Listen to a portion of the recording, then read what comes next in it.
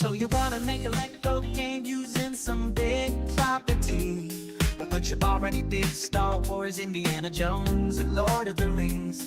Well, I think there's still one option that you've yet to explore.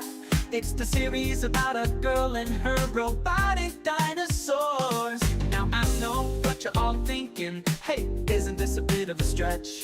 Horizon's fan base has been shrinking. It might be pretty, but there's always a catch. I've only met one person in my whole damn life who had an insatiable Horizon appetite. Everybody else doesn't care that much, but Herman Hulse doesn't really give a fuck. So here you go, world, it's Horizon again. If you got money, it's time to spend. It's got multiplayer, find a friend. Open up your mouth, girl, let me pour some Horizon in. It's sweet like honey, so give us all your money. Oh wait, oh fuck, no one's buying the game. I thought Horizon was as cool as Star Wars. I guess it turns out it's just kinda lame. Ooh, holy crap, oh no, why doesn't anybody care? Horizon is just as cool as all those other Lego games. Even though the evidence makes it seem like it's irrelevant, Lego Horizon flopped. I'm not sure why they bothered trying. I'm vibing. All of its fans must have been lying. Lego Horizon flopped. Horizon. Guess Sony is gonna have to try again. Skeep-a-doop-bop-boop, deep-a-deep-a-doo-da, Robo-dino-skip-bop, skip-bop, deep-a-deep-a-deep-a-boo-bop, going till the doo-da-beep-bop-a-noo-ta. Horizon should never had a Lego game. Whoever greenlit that must have been fucking insane. Lego Horizon flopped. I'm not sure why they bothered trying. All of its fans must have been lying. Lego Horizon flopped. Horizon. Guess Sony is gonna have to try again. Sorry, Herman Hulse, guess you didn't make a new Star Wars after all. Sorry, Herman Hulse, just another day of ya dropping the ball.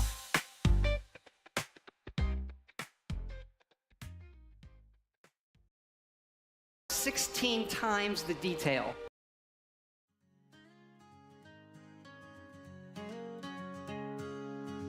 I drove my rusty pickup to the local game store door.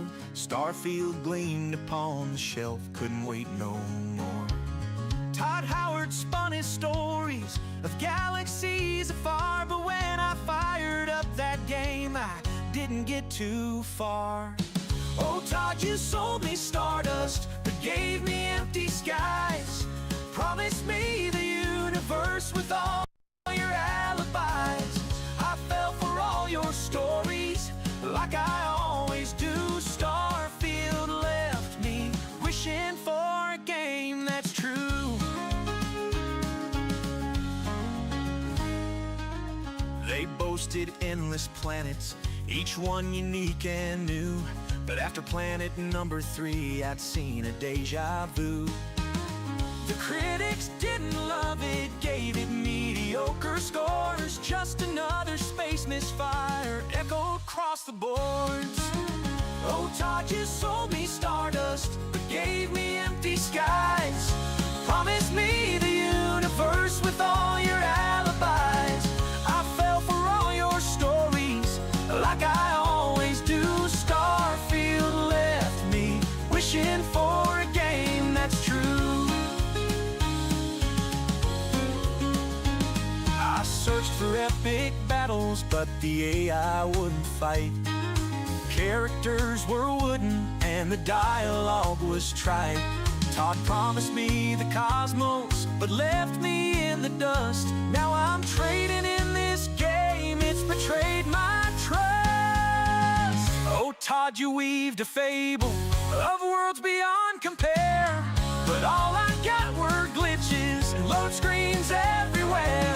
Still somehow I'm considering when the next game's not, 'cause hope's a stubborn thing, and I'll give it one more try. Oh, Todd, you sold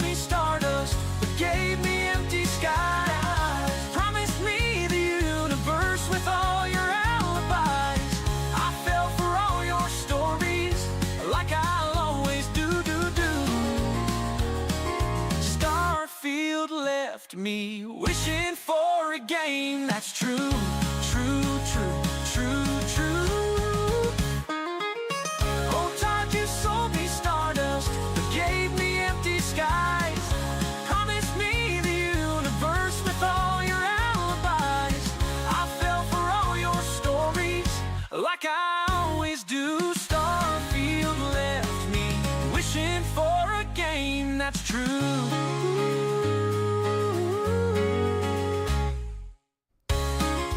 Good morning, everybody.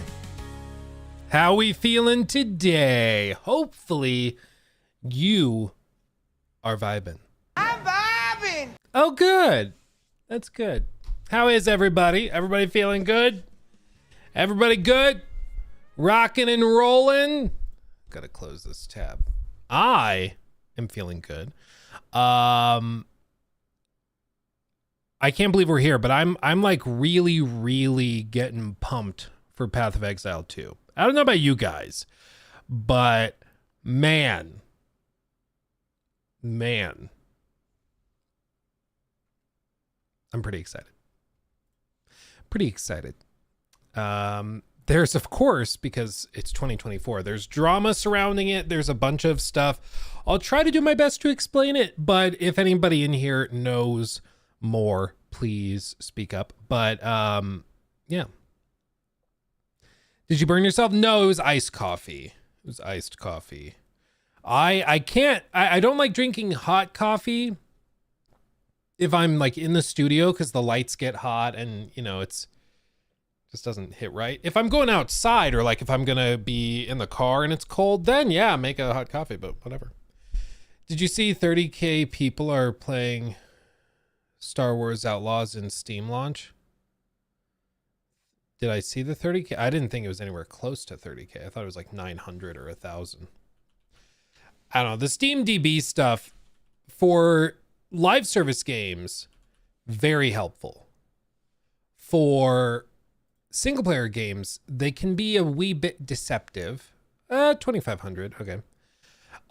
They can be a wee bit deceptive because like people were bringing up Lego Horizon, which, to be fair, there's no way to twist this where this was like a good performance for the game, even for a single player game. I know it's got like a console launch. It's probably where most of the copies are being sold. It's got, a Switch launch, and it's probably going to be a big one.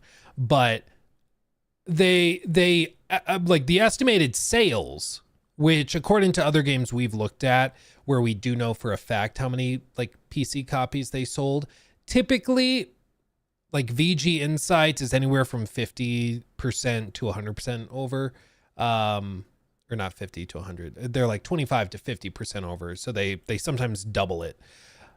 So I would guess they sold maybe like 6,000 PC copies of this thing. And I don't know how much they spent on it, but more than that would cover, a lot more. So, man, I didn't know this game does. I mean, it's a niche game and a franchise people are kind of burnt out on, in my opinion. And it's literally a game nobody asked for. Like, that's the bigger thing. And there's one thing to be said for like having a creative vision. Because I've said before, like what gamers really want is for a visionary to bring something that they didn't even know they wanted. Just like a lot of us probably didn't know we really wanted like Elden Ring until we really got our hands on it. Like for a long time, for years, people were saying, no, you don't want an open world style FromSoft game because that would defeat the entire like design philosophy of these games, where they're really intricately designed levels and there's paths back. It just wouldn't work. And then we get Elden Ring and we're like, oh God, it works so good. But it's because they had a vision, they delivered on it, and it was something that was great that we didn't know we needed. With this though, it's not the same thing. Like it's pretty clear. It's just a franchise they consider to be one of their big staples. And they're like, so we'll just make another spinoff for it. And it's not as inspired, Have Lego games ever sold well? I'm pretty sure that Star Wars, what was the big one? The Skywalker saga? I think, how did that do? Yeah, that one, when it launched, it peaked at 82,000. Granted, it was awesome, but this is the bigger distinction. This was made by TT. TT is like the classic devs of all of this, like all of these Lego games. It's their specialty.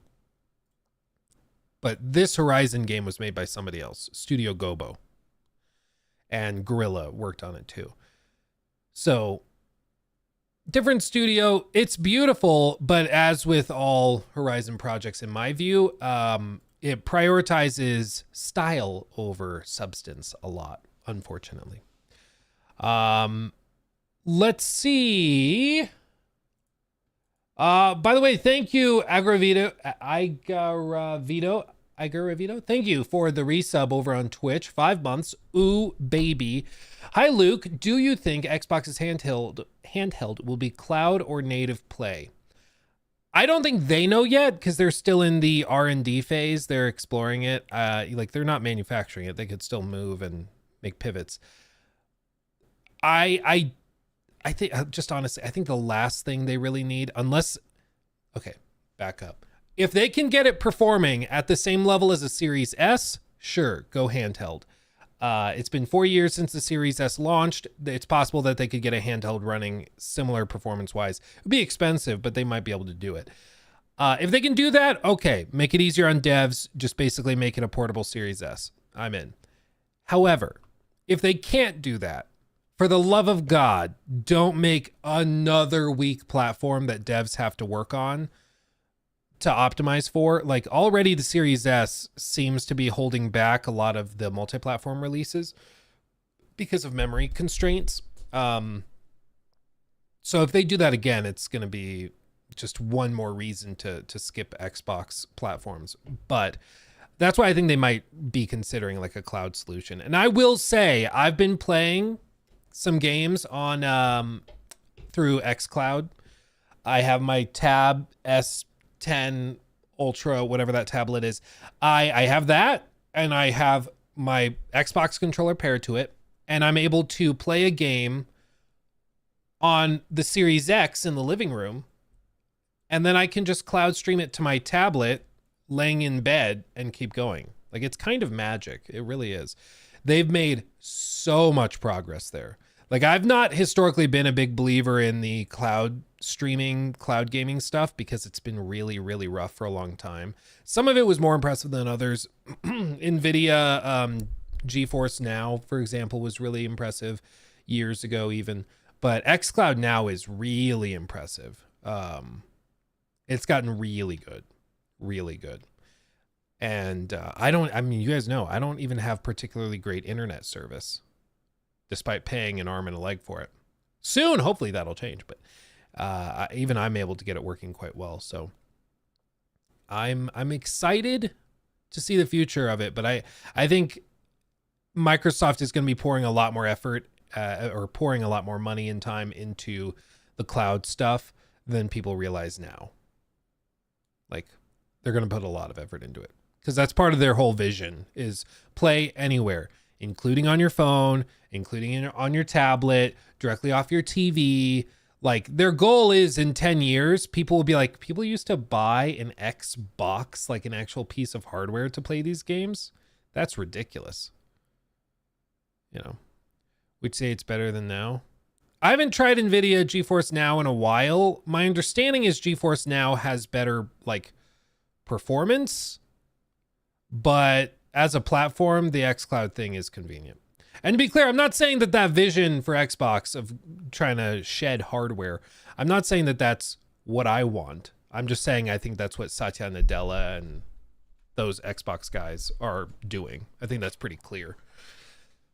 They want everything in the cloud. They want everything managed on their servers.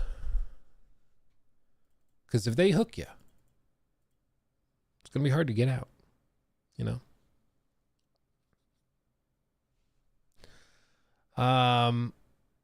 Any potential new Assassin's Creed Shadows gameplay? Yeah, I mean, they're going to be continuing to drop stuff. I think we'll get a little dip for the holidays, but through January, they're going to do a lot. It's rumored we'll have previews at some point. I think it was rumored for January as well. They're going to start to go into overdrive for it. And it's clear that they're just going to try to ignore the Yasuke drama and stuff, and they're just going to try to focus on the game and what the game is and just put it out there. Which honestly, at this point, is probably the best bet. Like, you're not going to convince Asmongold to play the game. Let's be honest. You're just not. So stop trying to. Just focus on the game. Put it out there. If it's a good game, people hopefully will buy it. And just continue to go from there. I think that that's their goal. Let's see. Ooh, there's the tab. The Nerdy Giant, thank you for the 5. Looks like review codes have gone out for Indiana Jones. People are saying it's a pretty good game. We will see when we get the reviews. I think on the 5th. I'm not reviewing it as predicted. We did ask them, but no. Xbox is not happy with Loki. It's a little funny.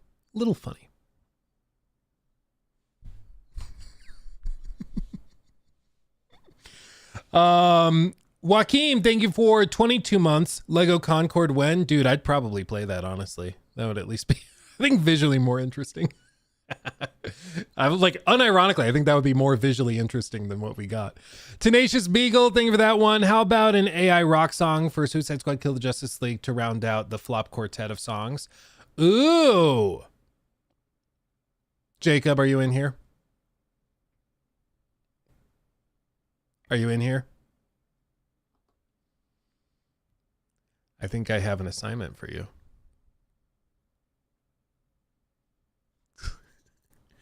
If you're in here, Jake, and you're able to, why don't you make us an AI rock song on Suicide Squad Kill the Justice League? If you need to get the whatever premium credits for it, just do that and I'll reimburse you because that will be funny. Yeah. Don't, please. No, you're going to take it and you're going to like it. Somebody's going to clip that now. God damn it. You're going to take it and you're going to like it. Oh, moving on. Okay. I'm cooking at the moment. Okay. Sounds good. You're good. Make that food. Okay, where else was I? Sir David 4K, thank you for the 2. I am vibing, good content. Hi chat. AS Valaha. Assassin's Creed Valhalla. Indeed.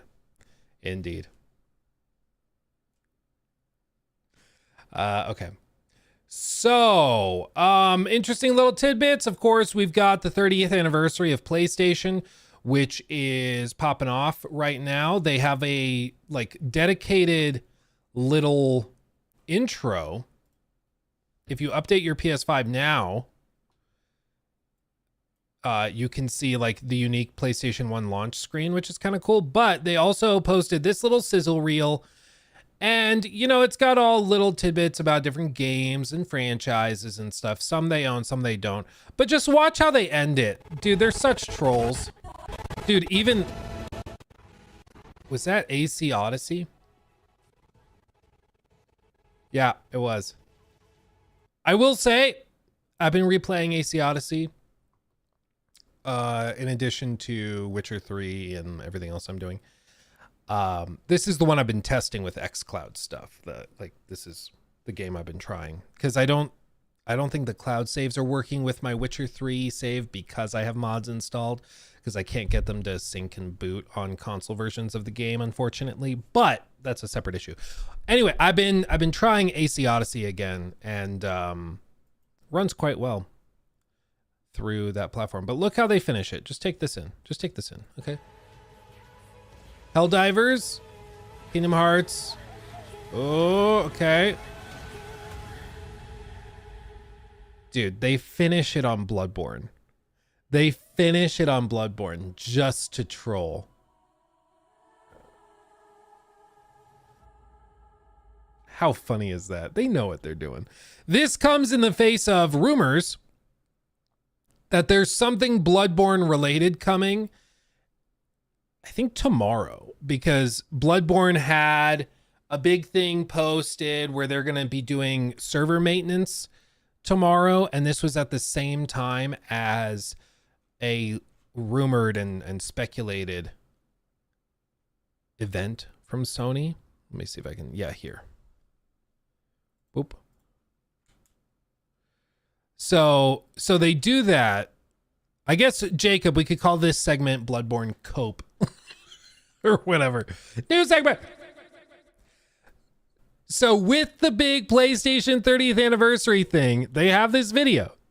At the very end, they go through all their games, third-party games, all sorts of stuff. But at the very, very end, they wrap it up with a splash screen showing, big beastie boy on the bridge in Bloodborne. That's how they end it. That's the very last game they show. And this, honestly, this looks, most of the other clips are from in-game. This looks significantly better than what's in-game. So some people have started speculating, ooh, this is part of a remaster. This is the first footage of a remaster. Maybe it could just be a cinematic, like, dedicated rendering. Who knows? But what's interesting is that this drops 2 hours ago. Today is December 2nd. What was the rumor? Well, there was, I think this was part of some like marketing, something or other, but PlayStation previously had a trailer go up, and in the trailer, it had this on the screen, 3/12/2024. Now, for those of you who live in freedom-loving America, you might be like, March 12th? In other countries, it goes small, larger, largest. So they do day, month, year. Okay. In the US, we do it differently. We do month, day, year for some reason.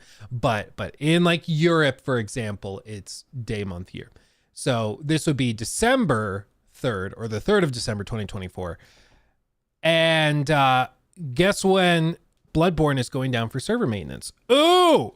Oh no! What is happening? Don't give me hope, says the person in the comments. Very fair. So people have their red thread out. They are connecting the dots. They're going, what? What? What? I don't know what's happening. I will say, though, this is the most plausible of all of the rumored, leaked, whatever, Bloodborne things that I've seen. Typically, it's just like literally, oh, an inside source, my dad, who totally works at PlayStation, he told me that they're definitely making Bloodborne 3. They're skipping over 2. They're just going straight to 3.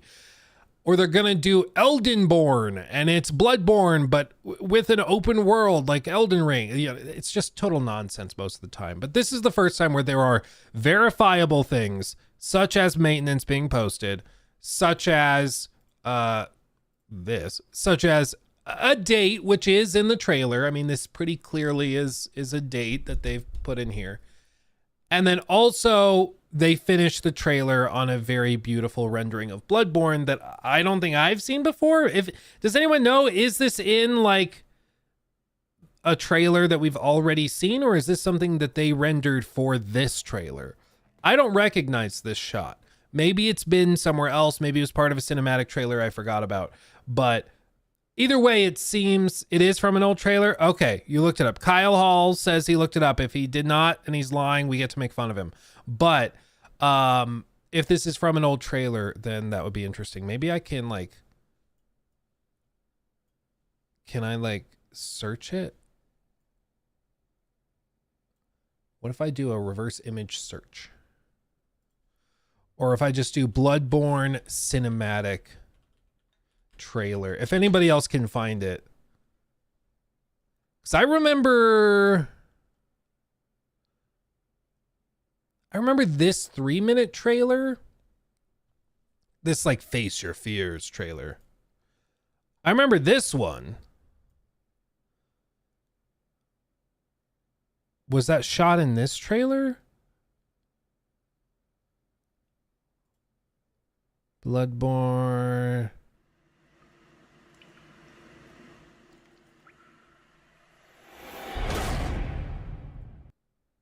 Yeah, so it's not in that one. The Hunt Begins. Maybe this one? Soothes our fears, but beware the frailty of men.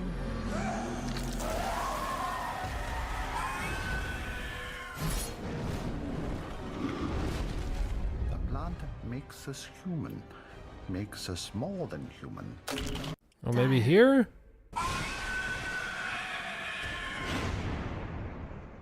No. I don't know. Does anybody, if anybody knows it, let's see. I don't know. Bloodborne Cut You Down trailer. Thank you. Let's see.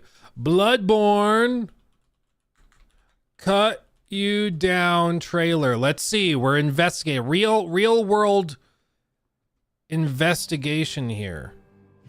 Oh wait, no, this totally does look right. Okay, wait. This is bringing back memories. Dun, dun, dun, dun.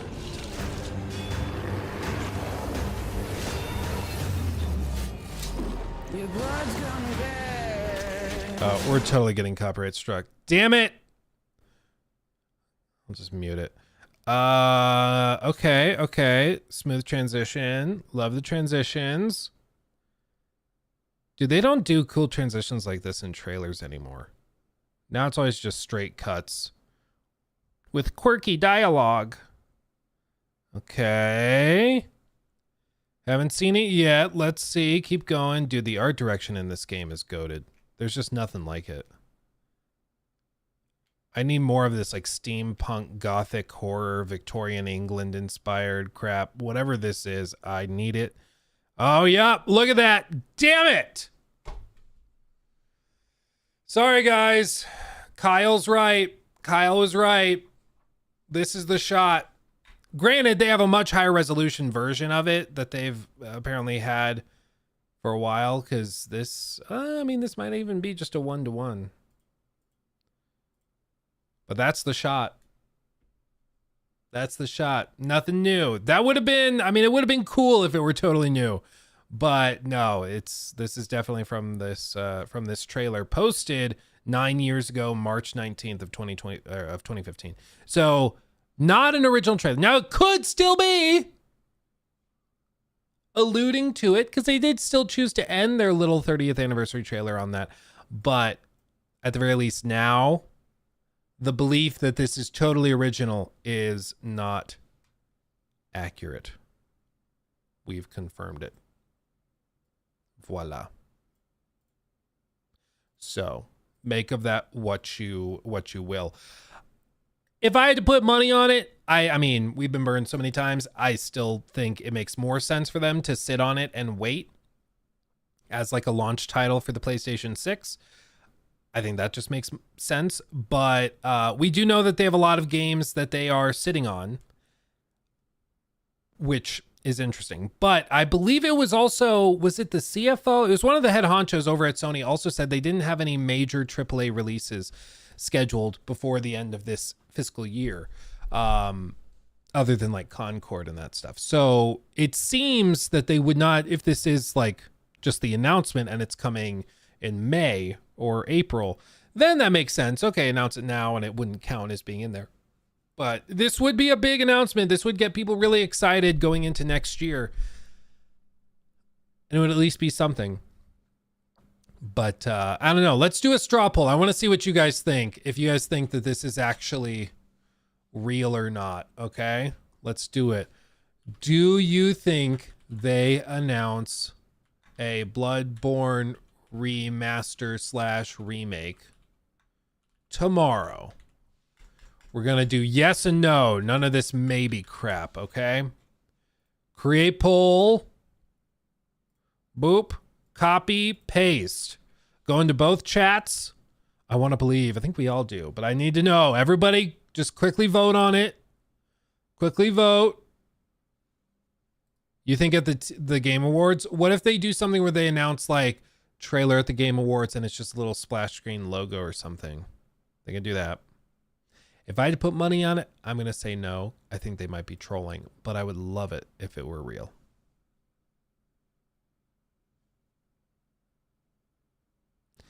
Okay, about 80%, 80-20. About 80-20.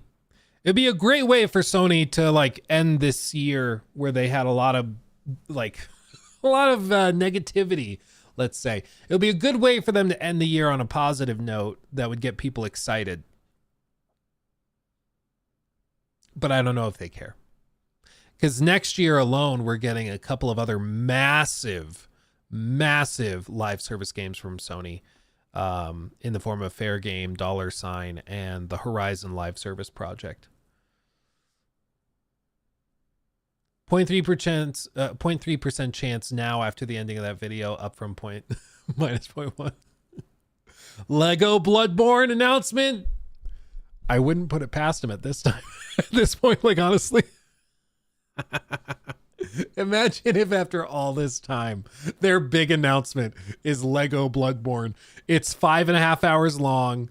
It's rated E for everyone. And it's just like, yeah, Bloodborne cart or something stupid like that. What? You all love Bloodborne cart. You all love Mario Kart, right? Come on. Come on, man. It's just, man, I just can't. Blake, thank you for the 2. Any estimate on the Witcher 3 video? I am finishing up recording Blood and Wine footage. And testing one thing that I wasn't sure if I forgot or misremembered, but yeah, I've gone through, we've recorded another, I think 100-ish hours of gameplay for all sorts of stuff. So we're in the home stretch. Yeah, we're in the home stretch. We're probably going to record it in the next like week and a half, I would guess. Bite size. That's most definitely what's up. Thank you, my friend. Day, month, year is a superior and correct way of saying the date. Love you, Luke. That's what's up. You give me your best. Her ghost in the fog. I'm sorry. That wasn't my best. But now if I redo it, it'll be disingenuous. I'm sorry. Thank you. And I kind of agree. It sounds more sophisticated to say, oh, the 12th of December, 2024. That just sounds better than December 12th, 2024. You know, it just sounds sophisticated. It just sounds sophisticated. It's like I remember in my marketing class in college, our professor referenced a like survey study, whatever thing, where they're like, why do a lot of brands choose to use British accents when describing their company? I was like, why? And they said, well, because Americans, especially, for whatever reason, they ascribe intelligence to British accents. Like if they hear somebody who's British, they think of them as sophisticated. The exception being like Cockney accents, like the stereotypical governor kind of thing, you know, in it, bottle water. Yeah, then they don't. But if it's like that Lucius Malfoy kind of very intentional, bitter British accent, people are like, oh, that person's brilliant. Even if they're dumb as a rock, but it just sounds brilliant, you know. Same with the dates, you know. 3rd of December, 2024. I'm like, oh, well, now I believe it. Now I believe it. Been a bitch, Cumber Snitch. Yeah, he's one of the best. He's one of the best. True, my people are smarter, not really. Yeah, I mean, I've seen so many news stories of England in the last like handful of months that just make it sound like your country's not even real anymore. Like it's crazy, but I don't know what to believe because it's like, there was also that scandal, was it last year or earlier this year, where the electricity prices were egregious? Like people were saying that they were paying like £100 a month, and then it skyrocketed to like 1,100 per month. We're on fire. Careful what you put in chat. They might come for you. Scottish accents are the most fun though. Can't understand a word, but I'm fully engaged in what they're saying. I mean, it's like that old video from like 15 years ago.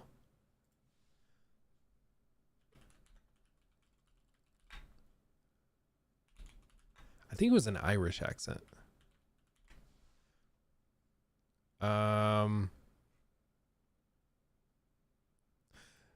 Yeah, like this video. Invited by a very special character. I hear he's a local legend, and his name is Sham. Sham, look at that.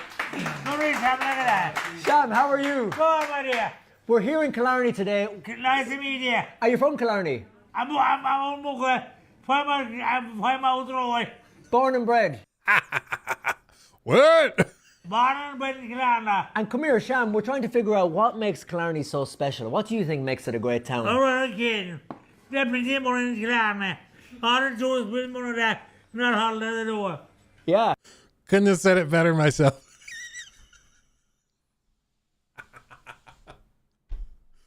Oh man, it's like in high school we had an exchange student. What was his name? It was like, what was his name? Was it Herman? Was it? It was something like that. It was something like that. I cannot remember his name. But we had an exchange student from Germany, and he was a very, very sweet, very nice guy, but the poor kid could not understand anybody with a Southern accent. Just could not. And it was really, really funny to like have somebody come in who was like born in Alabama or born in Georgia or something. And they're just like, how you doing? He's like, what was, I do not understand that first word. It's like, how you doing? It's like, I cannot understand you. He was a very sweet guy, but it just apparently when you threw in the accent, could not understand a word anybody was saying. It was honestly quite funny. It was quite funny. That's gonna bug me. What was his name? Man. German. Yeah, he was German. I think he was from Berlin. Like he was actually from the big city. Oh yeah, did you guys see the leaked photos of the Jaguar concept car? I mean, everybody knew of that like hilarious rebrand video that they did, but alleged photos of the car leaked. And this is rumored to be what it looks like, what the redesigned Jaguar looks like. Now people are already memeing on it, you know, as you'd expect. But I heard one person, yeah, I mean, it looks just like the Rolls Royce, honestly, but less classy. It's a big EV apparently, but here's the thing where I actually heard somebody who is a car person put this in an interesting perspective where they were like, honestly, you can't do worse than they were already doing. Like literally for this entire year, Jaguar is not selling cars. They're just not selling a car this year. They have never, like they've really, really struggled historically. The old joke was you need to buy, if you want a Jaguar, you have to buy two, one to drive and one to have in the shop 24/7 to fix electrical issues. Which I saw somebody reference on another post. And I think that that's generally, you know, fair. My grandpa, he was like a really successful lawyer back in the 80s before he kind of lost everything. But when he was really successful, he had a Jaguar. And that was like a big social status symbol, was having a Jaguar back. It was probably honestly, it was probably before that. It was probably like 60s, 70s or something. But it's been decades since Jaguar was big. I mean, nobody is like casually driving Jaguars now. You might see one a year on the road, but that's about it. So they were like trying to reinvent it because they're like, hey, we can't do worse than we already are doing. But it's a car literally like for no one, as far as I can tell. Like this is going to be a really luxury vehicle. This is probably going to be a $150,000 car. Like, it's going to be a lot. The F-Type was popular a decade ago. Okay. I just, and the other thing with this is like, peer pressure is a thing. I can't think of, like, luxury cars people are typically buying to like flex. You know, there's part of it which is caring about the features, but especially for a car that's visually striking, I think a lot of people are going to be doing it based on the social status they'll get with it. So I can see some people buying one just to meme on it if it does end up looking like this. Kind of like the Cybertruck, you know, people buy that because you see it and you pay attention. You look up and you're like, oh, it's a Cybertruck. But this is what's crazy is if they release this, I think their whole color palette is based around this. So I think all the colors of the car are going to be like this. It's all going to be like light pastel pinks and purples and stuff. And it's going to be, yeah, this person made it all black. That looks better, but I don't think you're going to be able to buy it like that. I think you're going to have to wrap it. So we'll see if that ends up being the actual thing. I think they release it tomorrow. They officially unveil it. But we'll see. All we know is that they cannot get any worse. So there's that. You know, you can't get worse than Jaguar of today.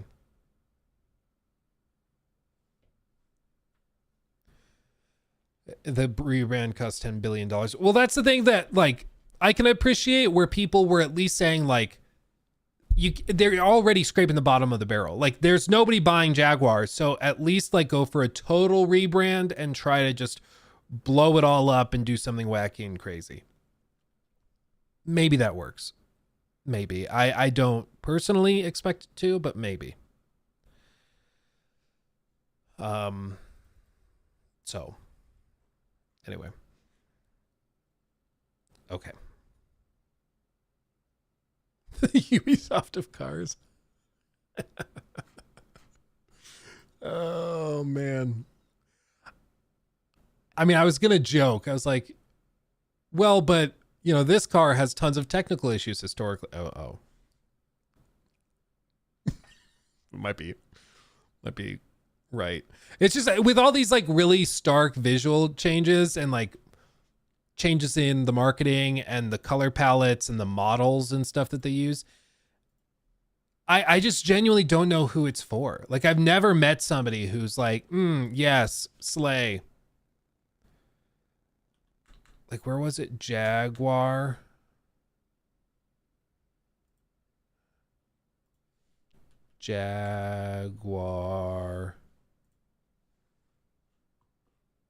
Yeah, they started posting videos. This is the back of it. Miami today. Oh, it's today. But like, I see this. I'm like, the types of people who like this kind of aesthetic, they don't have, either they are swimming in so much money that they're totally out of touch and they might buy one of these to put in their collection of 15 cars, or they are working as like a barista and they do not have money for a $150,000 car. But like, if you're trying to go mainstream, if you're trying to get this to be like the new cool car that people aspire to, this is not the way to do it. Meanwhile, Lamborghini's like popping off, and at least you know that Lamborghini, if you get a Lamborghini, that is going to be a beautiful car for a streamer to crash on stream. You know that for a fact. This is the best car to almost incapacitate the worst streamers you know. And I think it was actually I think that one was it an Aston Martin or a McLaren? I think it was a McLaren is what Jack he did crash it.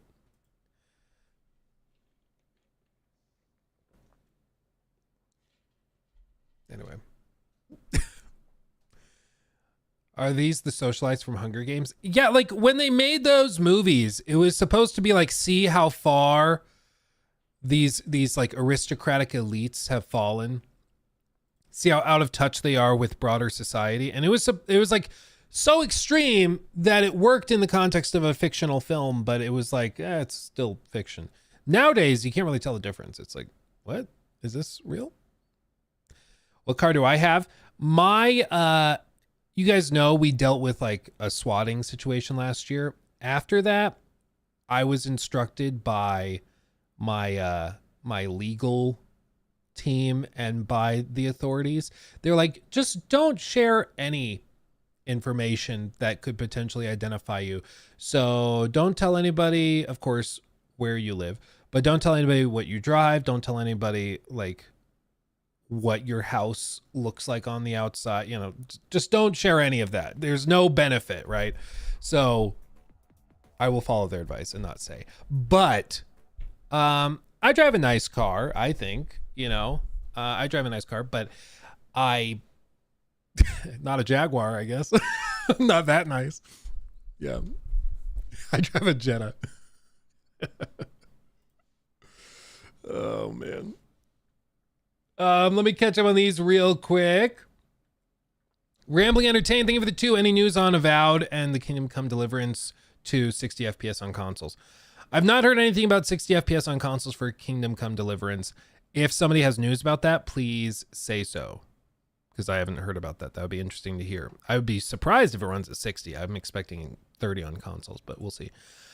As for news of Avowed, I mean, it's another story of how people that make these games need to put their damn phone down. Otherwise, they'll just keep getting themselves in trouble. Like, it really doesn't give you any benefit. You are just going to rile up the masses to what? Try to dunk on Elon Musk? Like, I just don't understand the thought process. But what it does reflect, I think, is a sense of invulnerability. Like, at my old job, working commercial real estate, if I was posting tweets like that, like, my boss would fire me in an instant. Like, I would be gone. And I would know that, like, instantly. Like, my career would be over. So I wouldn't, like, even if I wanted to, which I would not want to say stuff like that because I found it quite detestable. But even if I did somehow want to say that, I wouldn't say it because I knew there would be consequences. The fact that that guy felt so comfortable posting all that shows you just how invincible he feels he is. And the other piece, which I mentioned on stream, was like, if that's what he was comfortable saying publicly, just imagine what kind of stuff he says privately. You know, like, I can only fathom, I can't even fathom, frankly. Yeah, and Blake, I think you're right. He ruined and poisoned the discourse of their game for no reason. You can think whatever you want to think. You can keep that in your mind. But like, the desire to just make that type of statement is just so asinine and stupid. Like, just put the phone down. But I think that's also part of perhaps the problem with Game Pass is that they don't have to worry about day one sales. They don't have to worry about, you know, people bashing the game or whatever and doing that because they have their guaranteed payday anyways, because Microsoft has guaranteed their pay. Hence, it's the same guy that said 60 FPS. Well, I also found it funny, Rambling, that my biggest problem with Avowed so far has been their pivot in art direction, and he's the art director, so it kind of lines up. Like, what's the one thing I really didn't like about what they've been doing? Oh, the art direction. Oh, it's literally his thing. Ah, okay. You know, sometimes it happens, and it's just interesting, you know? It's just interesting. It happens without you even meaning to, but you're like, oh, that's interesting how that lined up. Anyway, it's all coming together. Aram, thank you for the 2. Holy shit. It's Crazy Dave from Plants vs. Zombies. I feel like that was a reference to something we were watching or looking at, and now out of context, it doesn't make sense. I am sorry. Blake, thank you for the 5. Jaguar markets a car with inclusion in mind, forgetting that it's an exclusive group that buys their car. Well, it just, to me, it's an example of not knowing or assuming that there's an audience out there that just doesn't seem to exist. Like same thing with like the throngs of people they thought would be buying Saints Row reboot or Concord or stuff because it was more, I guess, inclusive, and those people just didn't ever show up because I don't think they're out there. And if they are out there, they're not buying games. But that's what happens. Jwaff, thank you for the resub over on Twitch. 4 months. Ooh, baby. Thank you. Chanster Games, thoughts on the Steam Deck? Love it. It's awesome. Only frustration is that it's really hard to get like the Xbox launcher working on it. So if you own games through that, or if you own games through like Ubisoft or Blizzard or Battle.net, that's what it's called, it can be really hard to play those games on the Steam Deck. You can technically do it. You just have to do some custom launching rules and stuff. There's guides on YouTube for it. But because it runs like Linux and all the games run through a wrapper, it's just, there's some like added lines of resistance to it. Whereas the ROG Ally just runs Windows, which has its own downsides. But it's also convenient because if you want to just like use Game Pass on your handheld, you can just do that. Like easy.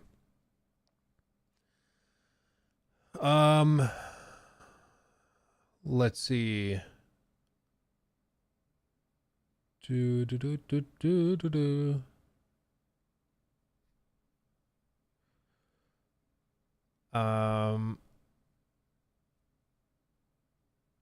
Yeah. Anyway, it's good. It's good. I've heard the OLED one is amazing. I've not tried the OLED Steam Deck. If anybody in chat has it, let us know. Let's see. Amrizidan. I'm not sure how you'd like that said, but anyway, thank you for the message over on Twitch. Whatever happened to Monolith's Wonder Woman game? Could we see something during the Game Awards, since that's where it was first announced 2 years ago? It's certainly possible. We know that they're working on some stuff, but I think it was Greg Miller said he saw or heard from people that were in the know that it was in a rough spot. Other people contradicted that and said no. I really don't know what to believe. It's really tough to say. Let me see if I can find the clip.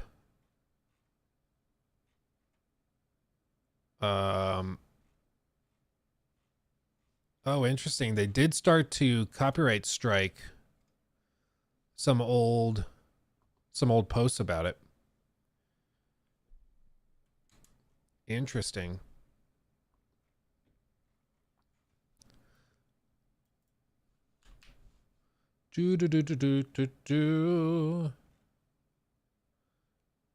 Oh, here it is. I think I found it.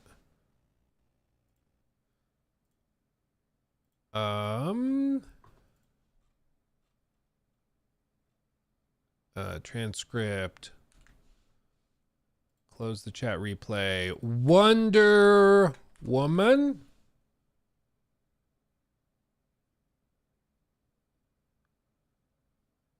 I don't think that's right.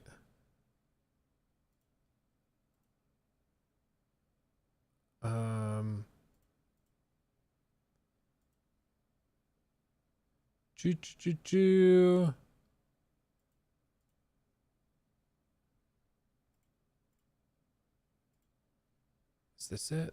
Also, maybe it's a good time just to announce or, re-show Wonder Woman. Show something. Show something, yeah. Show signs of life. I don't know. Here you go. You want it? You want the exclusive? Greg. I'll give you my Jeff Grubb information, all right? Oh. In the past year, because I'll leave it ambiguous, I have talked to an insider who was like, this game's troubled. That's it. That's all I'll say. Yeah. So I don't hold out hope that it's in a place to show something. And I think you could be. You could come out. Obviously, plenty of games are doing. And again, what does troubled actually mean? That it's not like I got like, oh man, people are falling through level 4 or some shit like that. But it's like, I think it's not where they want it to be. I don't think it's ready for prime time. And then I go to, what the fuck is WB doing? What do they want to do? What are they trying to do these games? I could easily see it. You close that studio, you cancel the project. I think we've. Yeah. Treat Wonder Woman like your friends. Cut them off. send them away, and then still somehow act holier than thou. That's what you do. That's a little that was a little kind of funny games joke for all of you, in case you were wondering.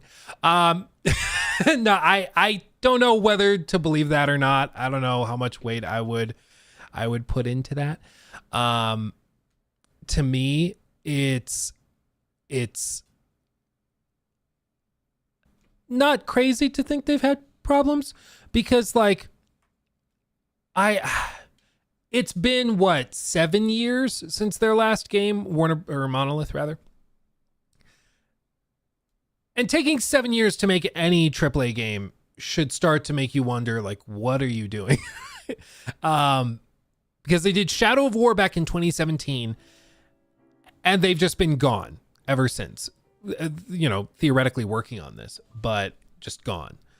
And I really don't know what they've been doing other than trying to make this concept work. They might have been working on it in sort of a live service way and then pivoted off and turned single player after a while, which has happened with a lot of games in the industry relatively recently. Even Dragon Age Veilguard started as a multiplayer game and then pivoted off of that to a single player game after COVID, or in the middle of COVID, I believe it was. So I don't know what could possibly be taking them so long other than it's having problems, but we'll see. Maybe we'll come full circle and Wonder Woman will be canceled for a Nemesis system Batman game. I don't think they're going to cancel it if they really are 7 years in.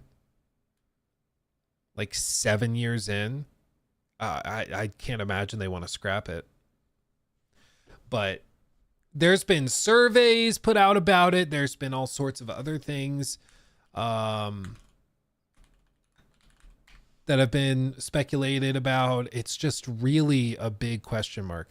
I guess we could kind of do this as its own segment. New segment. Obviously, plenty of games. Let me go back here.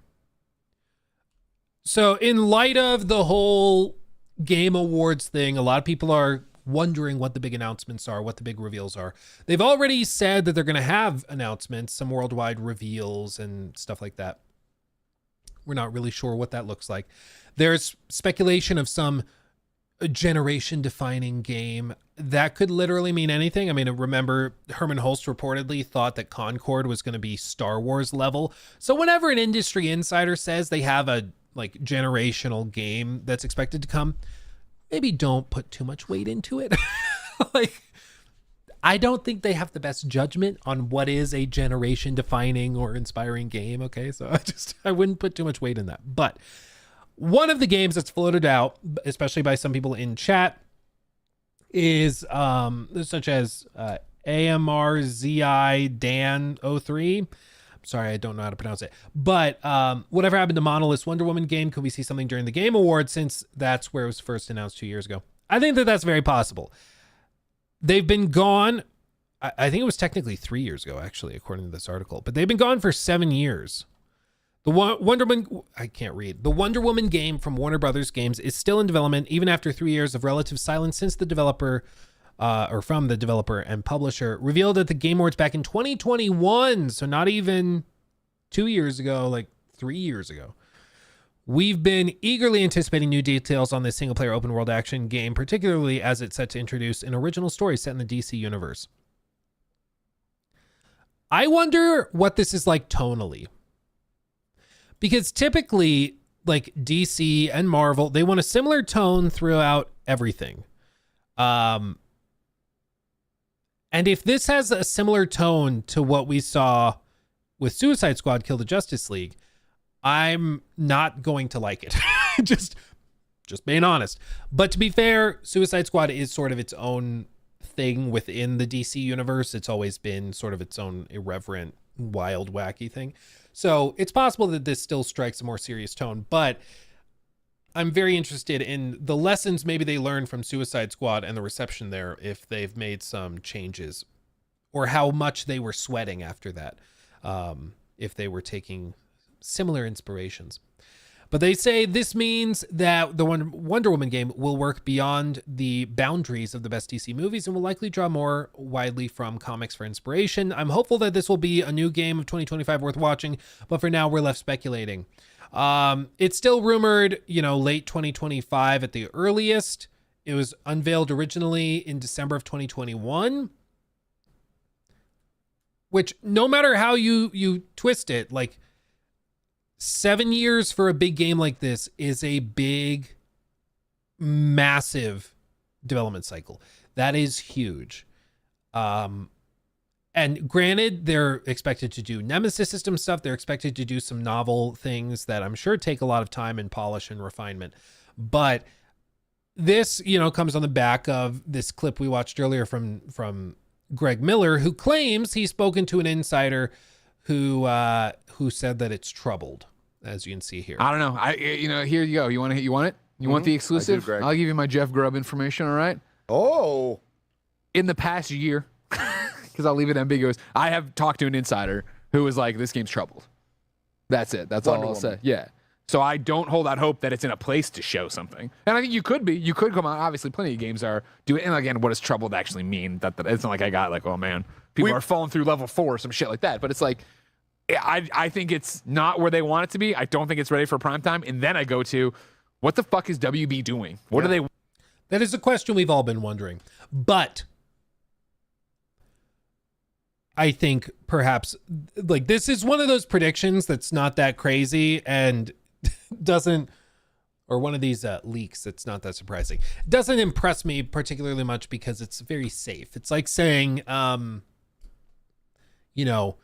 have an insider that's telling me within the offices of Haven, the developers of Fair Game $, they're very worried after Concord. It's like brilliant. Novel. Who could have thought that was possible? With this, it's like it's been in development for 7 years. It's troubled. Okay. Didn't see that coming. It doesn't give me much to work on that we didn't already have. But having said that, something clearly is going on that's taking them so much time and that's causing so much headache, I think, within the studio. They have spoken intermittently over the years about it. They, of course, are the same studio behind Shadow of Mordor and Shadow of War. One thing we know for certain is that it won't be a live service or co-op focused experience, which is probably for the best once you consider how Gotham Knights did, Suicide Squad, of course, which every time Warner Brothers has tried that, it's ended quite poorly. So seeing them commit to it being a single player game is good. In a comment to IGN, this was specifically after a story broke where it was found in some job listings that the Wonder Woman game could have live service elements. As reported by WCCF Tech, Monolith, Middle-earth Shadow of War fame, is currently looking for a lead software engineer of gameplay on Wonder Woman and wants the candidate to have experience, quote, in helping maintain a live software product or game. People took this and were immediately like, boom, it's a live service, confirmed, lock it in. It's going to crash and burn. It's going to suck. But Warner Brothers actually came out, offered a comment where they just directly addressed it, much to their credit. They didn't dilly-dally at all. They said Wonder Woman, quote, is a single-player action-adventure game set in a dynamic open world. This third-person experience will allow players to become Diana of Themyscira. I don't know. And introduce an original story set in the DC universe while also featuring the Nemesis system. Wonder Woman is not being designed as a live service. End quote. Which, pretty rare for a studio or publisher to come out and just be like, nope, it is not live service. So props to them. But they go on. There's been other little bitty things that have been leaked. For example, they sent out some surveys, which were interesting. And they've since all been, as far as I can tell, they've all been taken down, which is very, very interesting. As you can see even here, this was a post from June, but all the pictures have been struck. And it says, according to an online survey, Monolith's Wonder Woman game will feature circumvading Themyscira with an army of monsters. Players will meet iconic DC characters like Cheetah and unique enemies using the Nemesis system, engage in fast-paced combat, and explore Themyscira's open world. Okay. Or Themyscira. I can't read. So, and already people are like, I hate to break it to you, my friends. So the surveys include all sorts of information, whether it's like, would you like to see regular updates on our games? Or would you like occasional big updates like trailers? Would you like to know about this type of, it wasn't a lot of stuff, but in the surveys header, they had pictures and artwork. So there was at least, a little bit of information there that was new that has since been struck. They don't want it up for whatever reason. But if I recall correctly, it was a picture of like Wonder Woman, like with her shield and whip and like ready to go and attack, and she's flying through the air, and then in the background are some of the Amazon fighters, and it was pretty standard concept art as far as I was concerned. Nothing too stunning or novel. But as they continue on in this article, as Wonder Woman is in development from Monolith, fans were wondering if the game would use its widely popular Nemesis system, and it's been confirmed that they will use it. As you can see in their previous statements, it's expected that this is going to be used, of course, for the general grunt enemies, not just for high-level, like, supervillain class enemies. I honestly don't know how well this will translate, and maybe this is part of the difficulty. Like, in Shadow of War, the idea was literally any enemy that you run into could defeat you and then become part of the story, get promoted, start climbing the ranks, gain new abilities, and any sort of dynamic experience that you have with any sort of orc or anybody, that could turn into your primary like plot point for your entire time with the game, which is a cool idea. I mean, the fact that for me, it might be some orc named Gimblar, and for you it was Zimzam the fire breather, and for me it was Grimgroll the mud slayer or something, and we have totally different basically antagonists in addition to the main story stuff, but it's all completely dynamic. It's all born out of the gameplay and how we actually did it, and that's really, really cool. With this, I don't frankly know how it will work, because I don't think they're going to be doing a thing where like Wonder Woman is being killed and then resurrected somewhere else, because it kind of defeats the point of Wonder Woman if she's just constantly getting like murdered. That doesn't really make sense to me. So I don't think that they're going to do that. So then it's like maybe when Wonder Woman is downed, then they level up or something. Like, I don't know how this system as we've seen it translates to the Nemesis system, with a Wonder Woman game. I just don't know how they do it. They probably have an interesting idea, an interesting concept. They've been working on it for 7 years. They better, but I think it's going to play quite differently than it did with Shadow of War and Shadow of Mordor, which might be awesome, but it might also be like, oh, this is what you did with it. I'm interested. Zip Zap Zop, the theater orc. Dude, Zip Zap Zop, that's a deep cut. That's how I know you're a theater person, if you know Zip Zap Zop. So it doesn't surprise me that there's perhaps drama behind the scenes with it, that they're struggling to try and figure out how to get this working. I do think we see it some point, what they've been working on, because it's been a long time. I mean, they've been working on this for a long time, and at some point they've got to just put it out there. They got to do it. Monolith Studio. No, that's not what I want. Monolith Productions. I was like, this doesn't look like a game studio. Sure doesn't, because it's not. Let's see. Monolith Dev. Let's see. The last thing they did, this was pinned from December 9th of 2021. They've done Happy Wonder Woman Day. This was the I must call you home. Original announcement. all cinematic, nothing to really work with, but it's been 3 years. 3 years since the announcement. I think the odds are pretty high we see something. Now, this makes me wonder if there's been any suggestion within their like earnings calls. Do any of you guys recall any information about like WBD and earning calls suggesting a new game release later this year? Was there anything like that? Does anybody recall?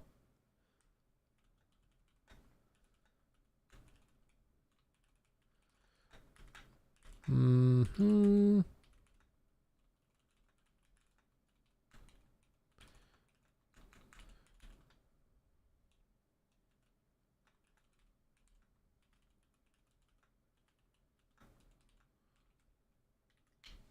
Let me see if I can find anything.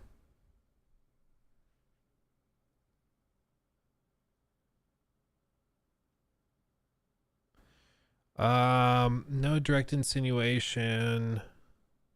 I asked Grok to scan X and see if they could find anything. In 2021, Q1 2024 earnings call, Warner Brothers Discovery highlighted the disappointing performance of Suicide Squad Kill the Justice League compared to the blockbuster success of Hogwarts Legacy. Similarly, in the Q2 2024 earnings report, the gaming revenue had fallen by 41% compared to the same quarter in the previous year, primarily driven by the weak performance of Suicide Squad. This report does not mention any new game releases, but focuses on the financial impact of existing games. Yeah, and it doesn't seem... I don't remember hearing anything about it either. And I think if they were like, we have a big something or other coming later this year, I think we would have expected to see it. But yeah, I don't think there's any sneaky information. If it's coming late next year, then that would explain why we haven't heard anything about it. They might suggest that they have an announcement incoming, but they might also just keep that close to their chest. So I don't know. It could be really interesting. It could be really, really interesting, but man.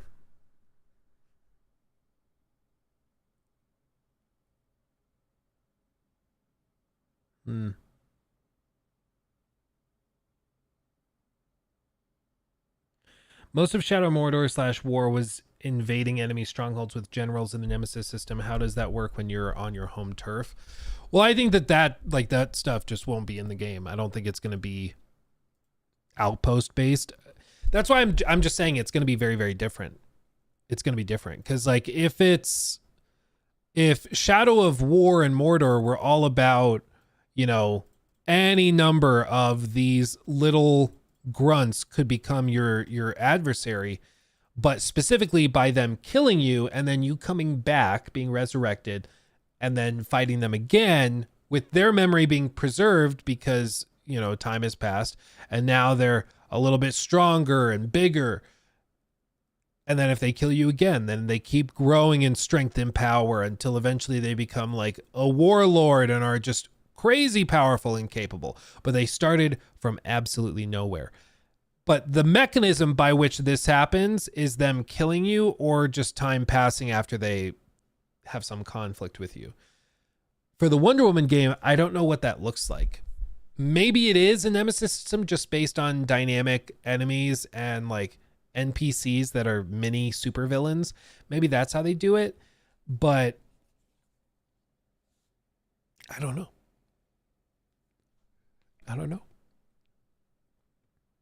Do you think they show games way too early? Should they wait longer until the game is closer to be released? I think they typically show games when they think they're in the home stretch.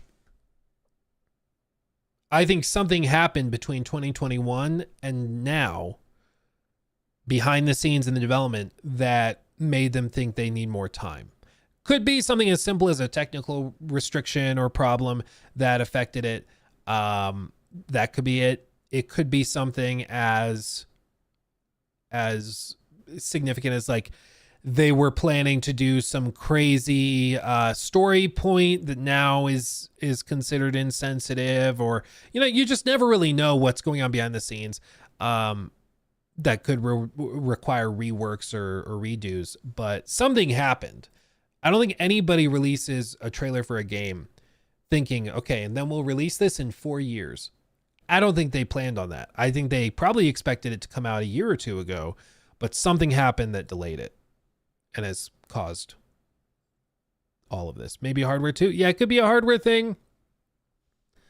It could be that they developed this whole game around 30 FPS on consoles, and then they realized with some surveys and internal testing that if we release this with just a 30 FPS mode on console, people are going to lose their minds, so we need to delay it and hit 60. Could be something like that.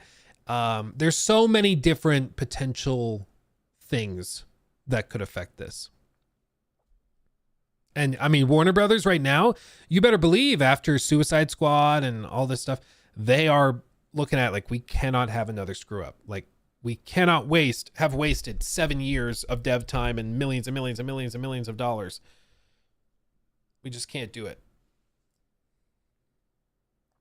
The other piece too, which is possible, we know that Warner Brothers is having a lot of their studios help work on the moneymaker, which is Hogwarts. It's very possible that they also are tapping some dev staff over at Monolith to help with the director's cut of Hogwarts Legacy, which Rocksteady's doing, even though Rocksteady is actively working on their own live service game. They've been cut, and they've been forced to work on that. So it's possible that that could also be affecting the total dev staff that they have. Is Wonder Woman a PlayStation exclusive? I don't think they've said. No. I don't think so. I'd be surprised if it were. They might do like a paid exclusivity thing, but I'd be surprised. I don't think as of right now, I don't think anything's confirmed. Andromeda had a trailer while the game itself almost didn't exist. Yeah, but that was also what? The trailer was 2016, 2015, something like that. There are some examples of games, certainly, that release trailers just as a proof of concept, basically. Like Elder Scrolls 6's trailer, literally, there was nothing done for the game. It was just a trailer to like set the tone and vibe. So it does happen, but I think for these studios that actually have worked on a game for years and years, which at that point they had worked on the game for 4 years when they released that Wonder Woman trailer. I don't think they thought they were in for another 4. Whereas Todd, I think, definitely knew we don't have anything ready for Elder Scrolls. Put the trailer out anyways. Because that was pretty clearly, and I can't believe people don't realize this, that whole presentation from Bethesda when they announced Starfield and Elder Scrolls 6 all at the same time as a bunch of Fallout 76 stuff, that was pretty clearly because they knew they were about to go into negotiations to make a deal to sell ZeniMax, and they needed to maximize their perceived value. And so they went out there and they started really, really pushing it, saying, look at all the stuff we've got. Look how excited fans are for all of it. And I mean, we know how it went.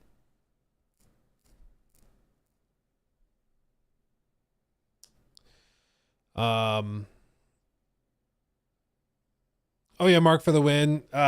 Did you see the drama regarding Avowed's art director? Oh yeah. No, we talked about it earlier on stream and also last week. Bro needs to put his damn phone down. But I will say I'm shocked you could say stuff like that and still have a job. Like, I'm shocked.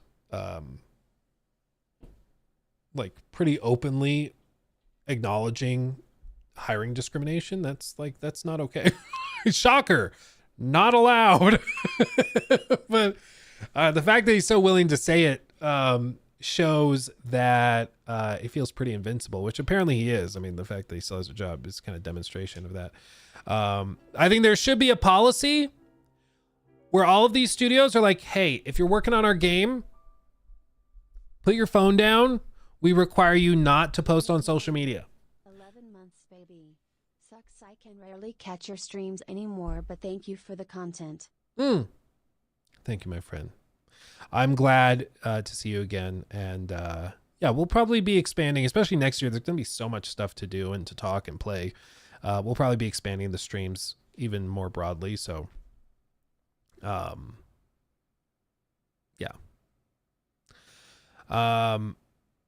But yeah, I mean, I would say if you are going to be offered a job at our prestigious game company that you've had a dream of working at for years and years, you get paid to be here. You get to make amazing games. You sign the NDAs for all of the secret information you have. And the other requirement, you don't post to social media, because we can't trust you dumbasses to not say stupid stuff. Like, just don't.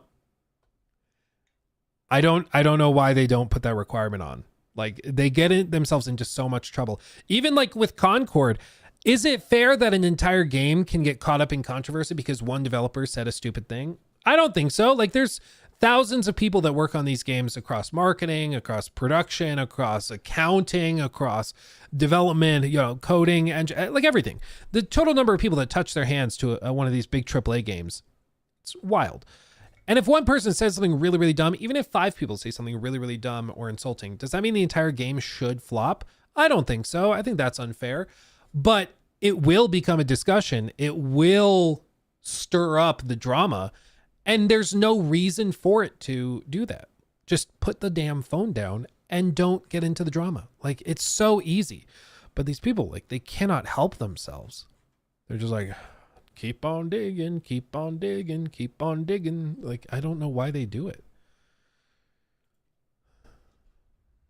Yeah, it's like you're working in a dream career many people would kill to do.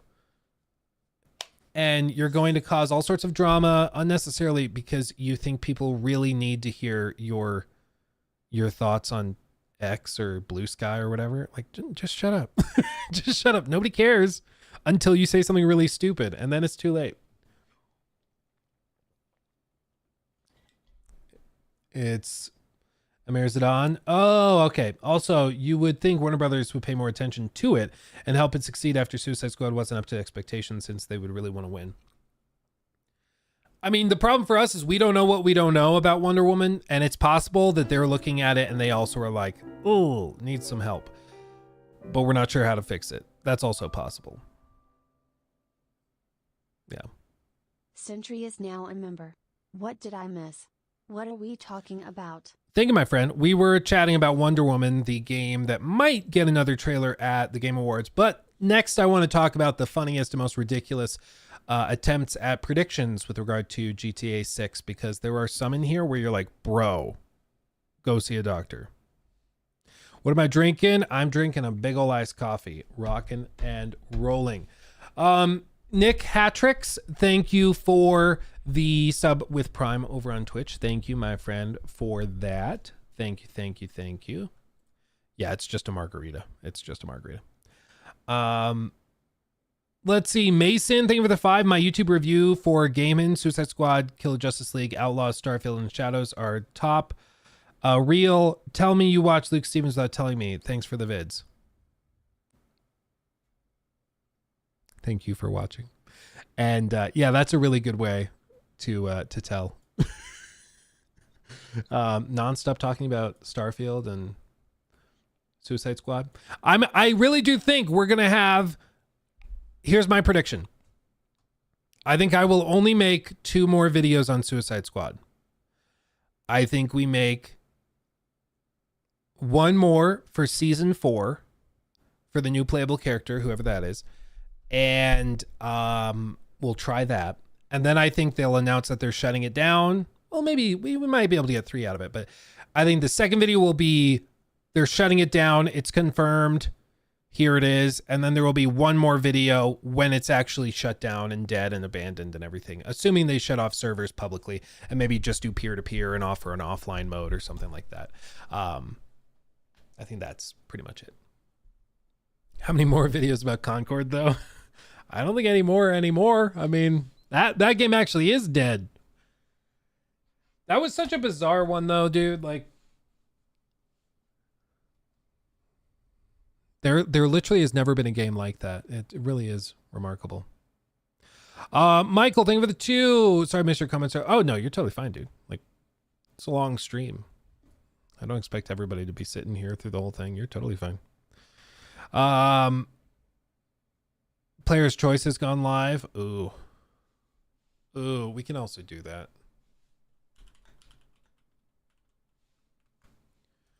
What do you guys think? Also, just as a question before we get into this, what do you guys think is the big special thing that Jeff does to celebrate this being the 10th anniversary? Do you think he does anything like really cringe or silly? I think might just be a big musical montage. He might bring out like Hideo Kojima to give him an award. Maybe he does that, where it's like everybody has to go and start clapping for Jeff as he takes a bow and then gives a 15-minute speech. Maybe we do that, but I'm not sure.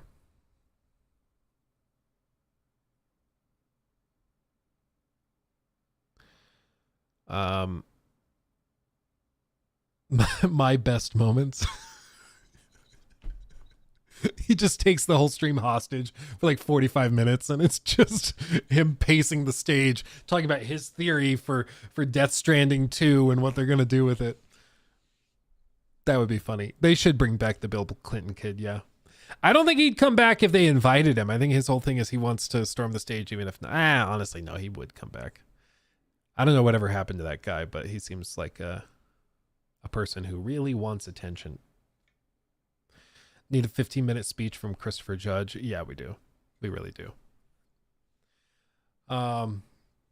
Yeah, where are you guys going? Sit down and listen. Yeah, then he locks the doors to the theater. Nobody can get out. They have to listen to him. That'd be good. He brings out a whole pile of Doritos and just starts munching on them. Now I kind of hope this happens, man. Now I hope this happens. Okay, let's talk about this now. Let's talk about this. Make sure I caught up on all these. Yes, caught up there. Caught up there. Okay, rocking and rolling. Let's do this. New segment. The funniest GTA 6 trailer predictions, a thread from Nick Tech Official. Nick Tech, if you're not familiar, makes some great videos on the games industry and also just like PC gaming and stuff over on their YouTube channel. Does some really good stuff, but also put together this thread looking at some of the most insane, in my opinion, GTA 6 theories. Some that we've talked about, others we have not. But I just want to say, like, GTA and Rockstar Games in general have this ability to appeal to people in the most psychotic of ways. Like, they turn otherwise normal people into babbling psychopaths that see patterns everywhere where there aren't patterns. And some of these, you know, you'll look at them and you'll be like, okay, maybe I could see that. Others, you're going to be like, are we okay? Are we good now? Like, what are we doing?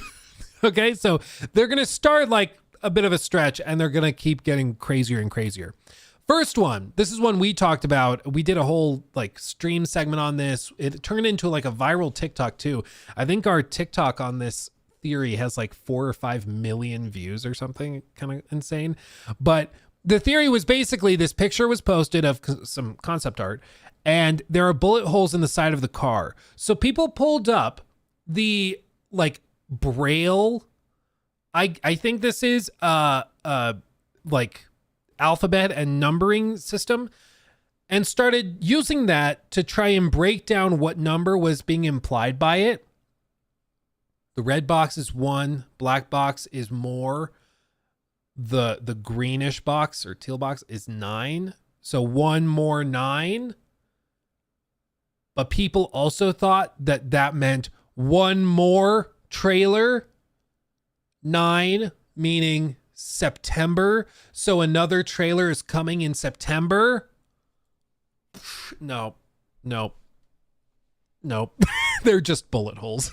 Even then, like with this, why this doesn't to me look like if this is you know, in line, if we go like this. I closed it. If we go like this, you would think that the lines would be like this, you know, where this is the middle and then this is the bottom rung. So this seems like a middle rung number instead of, or dot instead of that. So you would think that it wouldn't be 1, it would be, where's just a dot in the middle? Maybe a comma? It might be a comma, or EA more 9, or comma more 9. Like, again, you can see the patterns wherever you want to. It's a real stretch. And guess what? September came and passed. Turns out they were just bullet holes. The other thing that they did is they looked at the trailer for the game and they found that there were coded messages within this trailer. There were things right in front of our faces people took for granted. They thought this is just something unrelated, but no, it's actually a hidden message. The birds are telling us something. They looked at one shot where they counted 6 birds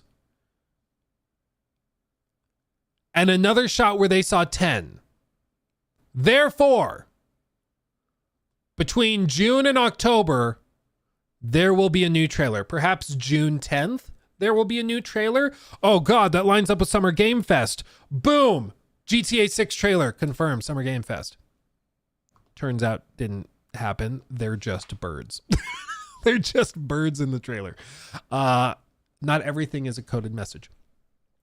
Number 3, they looked at the trailer and they looked at like this information up here, which this is a section from the trailer where they showed the body cam, where they do have a date posted, which is August 4th. And this is what makes me laugh, is that the time is stamped as 11:58:46 p.m. And so they say, oh, August 4th. And this is close to 24, meaning 2024. It's not 24, but it's close. So it means 24. It's like, be like, oh, well, yes, this number doesn't equal that. But if you add 3 and divide it by 2, then it equals that number. They think we're fools that we can't figure this out. Turns out, no, it's just a date. They had to put a date on screen and they picked this date, and that's what the date is. It's presumably from a section in the game, like a mission or something. And so that's why it's there, but it's nothing more than that. This one starts to get a little wacky, okay? By far, according to Nick Tech, by far the craziest one yet, and the biggest one to date because of the GTA Online Rockstar post.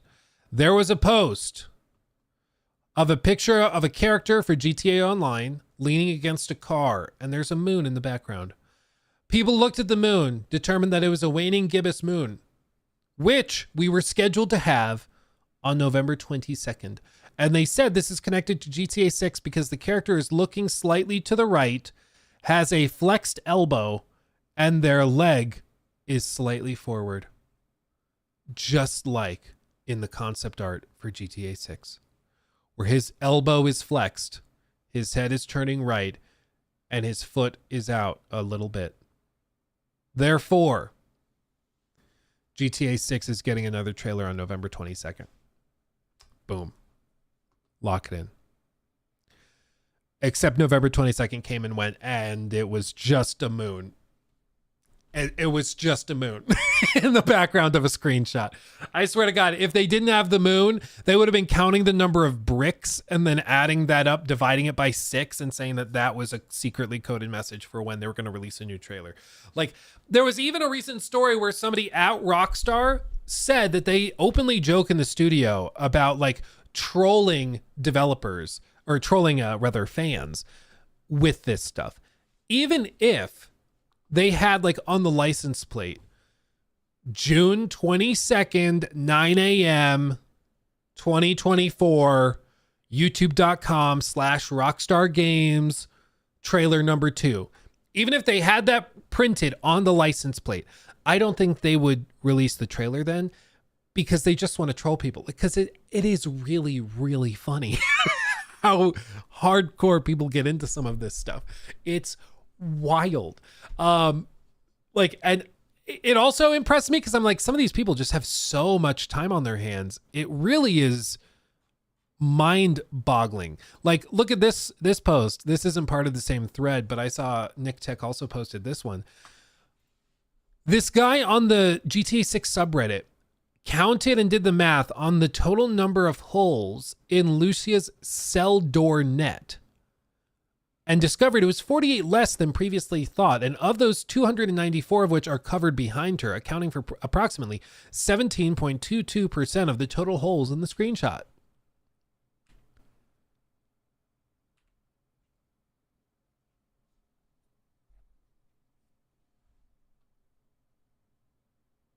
Like, what? I appreciate the dedication. This is some good math. Did it in a very smart way, broke it up into bigger blocks, counted based on the number of pixels and all. Like, that's cool. That's cool. I admire the work. But why? Why spend hours doing that? It blows my mind. It blows my mind. But nonetheless, they persist as they go on. October 4th, because of the Pizza Boy scooter plates. This was another GTA Online post where there is pizza on a pizza delivery boy's motorcycle, where the A is replaced with a 4, and their plate expires in October. Therefore, October 4th, GTA 6 trailer number 2. Turns out it's just a license plate that expires in August, and they replaced an A with a 4 to be kind of funny. Not anything more than that. Like, again, it just, the more you dig into it, the more you're like, guys, what are we doing? What are we doing? I think we're getting a little silly. So with all this, like, I really admire the dedication. I admire the passion. It reminds me, do you guys remember, like, this would have been 8 years ago. Let me see if I can find it. Do you guys remember Shia LaBeouf?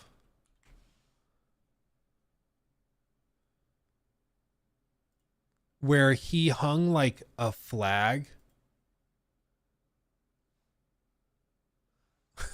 Yeah, this is funny. A Vice article on it. Shia LaBeouf, like, after the 2016 election, kind of like started losing his mind. And he at one point hung a flag with a camera webcam on it, off in the distance somewhere. Yeah, here it was. It was a flag just like this. This was the camera with a flag that just said, "He will not divide us." 4chan did some insane math where they analyzed the planes that were flying behind it. They did some math. They looked at the weather patterns. They did all this stuff, admiring, like, or looking at the time of day, how bright it was and everything. And they did the math to locate the flag and actually go and find it. Like, they looked at stars in the background, the FOV of the camera. The white arc represents the path of star movement visible on camera. The duration of this movement is 9 hours, 17 minutes, 8 seconds. Like, wildly impressive. I don't even begin to understand how they did this, but they were able to triangulate the location of a flag by just doing brilliant math. And then they went and found the flag and replaced it with a different one when they found it. Like, there are brilliant people out there. They use their powers in really funny ways, but, like, that's freaking hilarious. That's crazy, dude. And with this GTA 6 stuff, where, like, somebody's counting the number of gaps within the frame that Lucy is standing in front of, I'm just like, this isn't even using your powers for evil. This is just, like, bizarre. Like, very capable, very smart, clearly, to put the time and effort into doing this. But why? I don't know. but it's crazy. So I kind of hope one day they do something like this where for GTA 6's like final launch date, they do some crazy thing where they like bury it within a long unsolved math problem, and that's what gets it solved. Like, yeah, the promise of wealth and fortune and academic acclaim wasn't enough, but the super geniuses came out and solved it to figure out when GTA 6 was releasing. I think they should do something like that. I think that would be really, really funny. Caleb, just be glad they don't use it for evil, just insane, stupid shit. Yeah, I mean, kind of. It's really, really impressive, and it's enough to just make you chuckle and be like, "Wow, that's wild." But it never ceases to amaze me how brilliant some of these people are, but also how hilariously bizarre their uses of their brilliance can be. You know, it's really, really funny to me. But anyway, so we're going to keep an eye on GTA 6 trailer watch. It's been just close to a year, pretty damn close. In the next couple of days, it'll be a year since the last trailer. I don't think there's going to be any like surprise, secret coded message of when they do it. I think they're just going to drop the trailer. Bada bing, bada boom, call it good. If they really want to troll, they just drop it a day before or on the day of the Game Awards, or right after the Game Awards wraps up so that all the headlines are replaced with GTA 6 stuff. That would be the most troll heavy thing. Probably bad for the industry because other games won't get a chance to shine, but that would be really funny if they did that. Most likely, I think they just release a trailer, probably in the next week or two, a trailer number 2, and just continue along their merry way. And call it good. But either way, it's freaking hilarious how hardcore some of these people are with their theories on GTA 6 trailer drops and watches. When in reality, I think they're just going to drop it at a random time for fun. Because why not? Okay. Also, subscribe. If you're not subscribed, subscribe now. Do it. Jacob told me to say this. I forgot until this moment. I was supposed to do it earlier in the segment, but do it. Okay. Okay, should we do our community player choice votes things? Let's do it. Let's do it. Gary Games, these people need help. I mean, I don't even... I mean, yeah, probably. I really think it's just a lot of boredom, frankly. There's some people that just, like, they are sitting around waiting for GTA 6 and they're just pacing. Like, remember Cartman in that episode when he's waiting for the Wii? That's them for GTA 6. They're just pacing back and forth. And so they just don't know what else to do at the time. And so they do this type of thing. And it's really funny.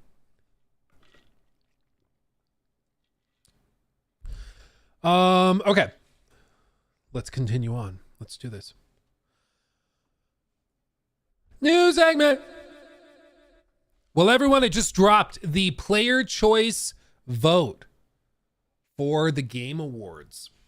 I think we go through all of these. We vote on what we think. Basically, how this works is they have a big list of the biggest games of the year, and they want you to vote on which ones should pass forward. After 3 rounds, they will announce the winner of player choice, whoever got the most votes and made it through every round, and bada bing, bada boom. That's how they select it. I am excited for this because I really do expect there's going to be a pretty big gap between player choice and the official winner. Like, I would not be surprised if Game of the Year goes to, like, maybe Shadow of the Erdtree or Astrobot or something like that. I think the odds of Black Myth getting it are very low. I think the odds of Metaphor getting it, despite that being my Game of the Year, I think at this point, I think the odds of that winning it are very, very low. Same with Final Fantasy VII Rebirth. That might get it, but I think if they went to all this trouble to make an exception and change the rules so Elden Ring Shadow of the Erdtree could get nominated, I think there's a reason, and this stands a really good chance of getting the W, that or Astrobot. That would be my guess. I'd love to be wrong. I'd love for it to go to one of these others, but that's my guess. My primary reason for that is just simply because Game of the Year, in my view, is based on a game. A DLC for a game is not a game. You could say it's big enough to be its own game. Cool, but it's not.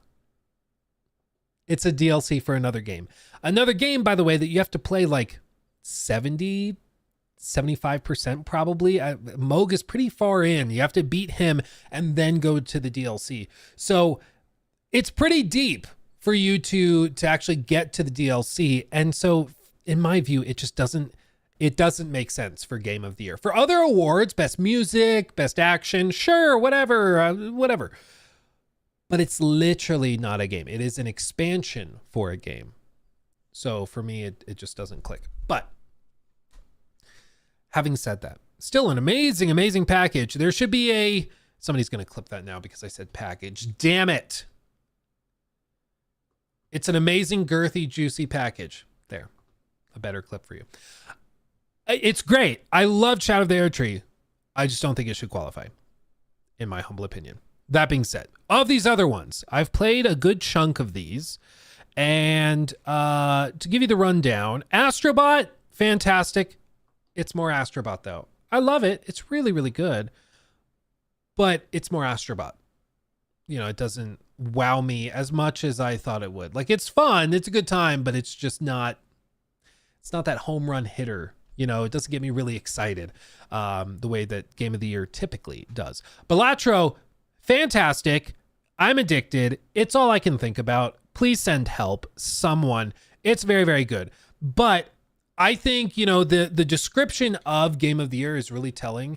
And I follow this guideline typically as well. Recognizing a game that delivers the absolute best experience across all creative and technical fields.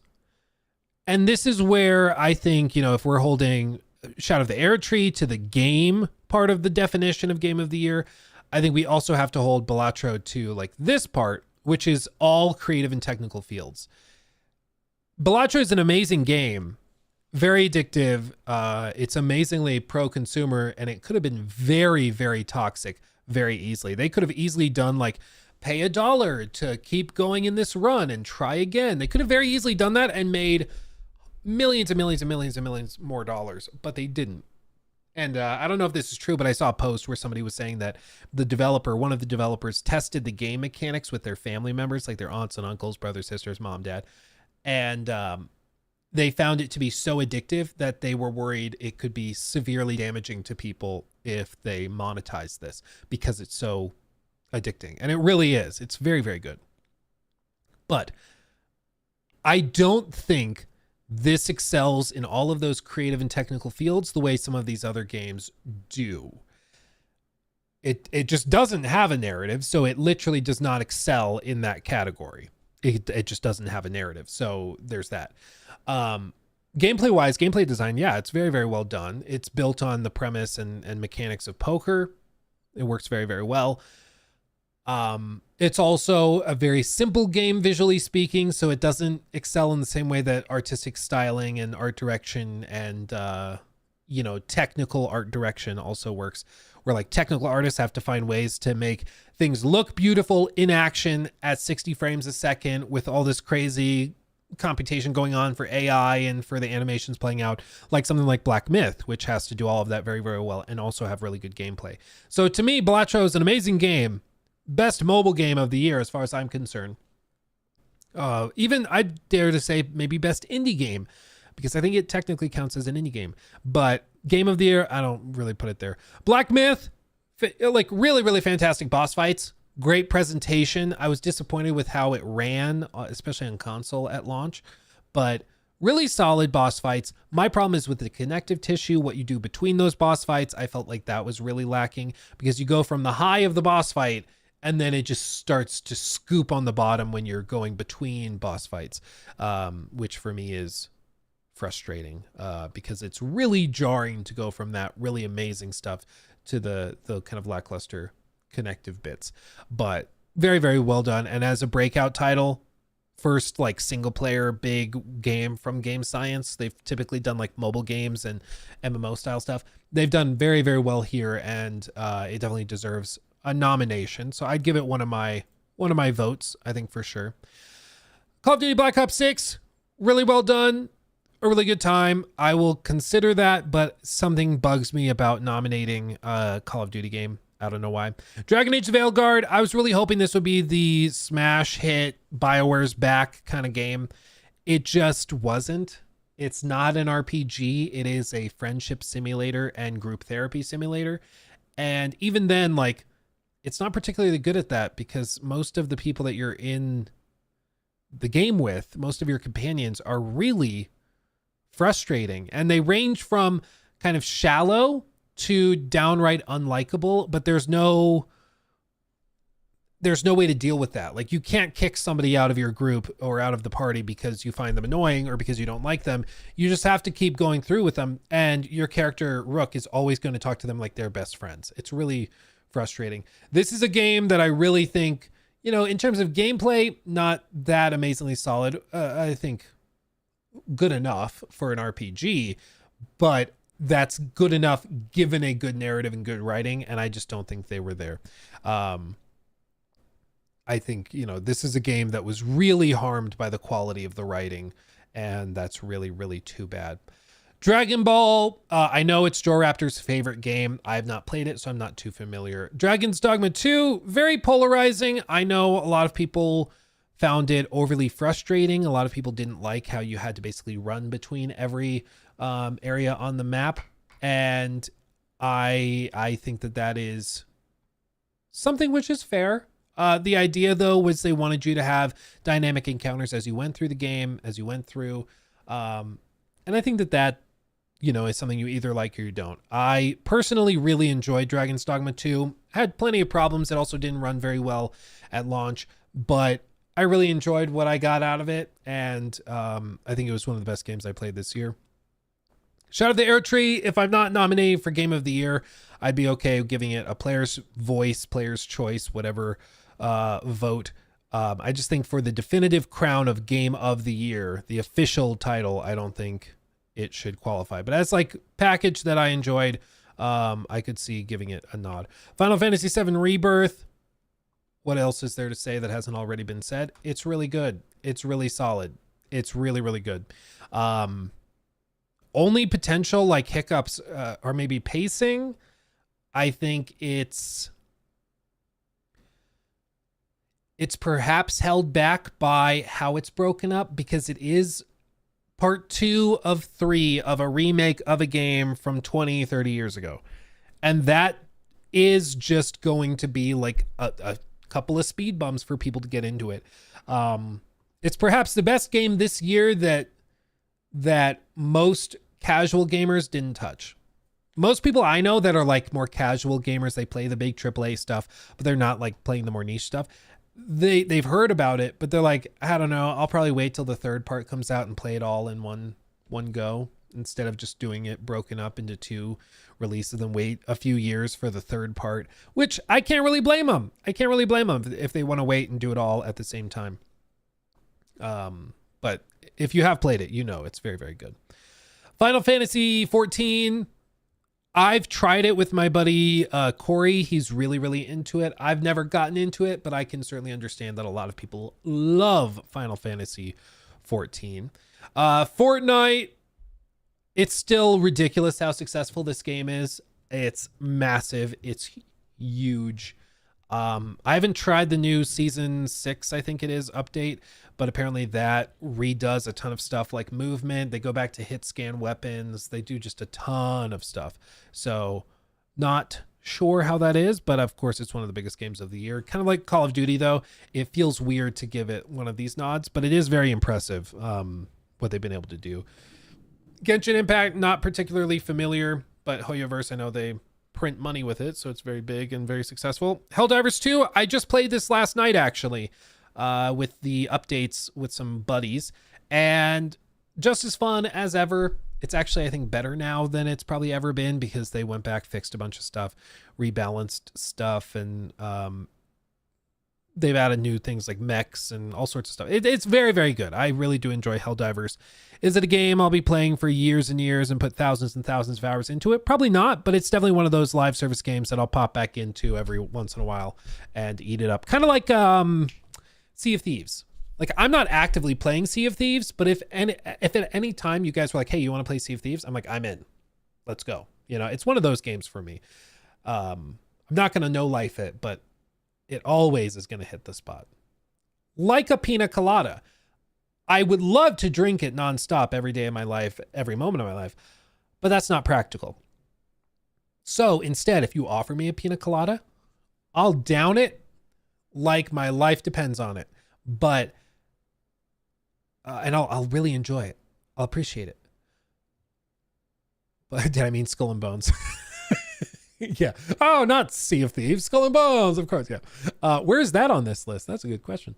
But yeah. Anyway, this great. Helldivers 2. Eat it up. Love it. League of Legends.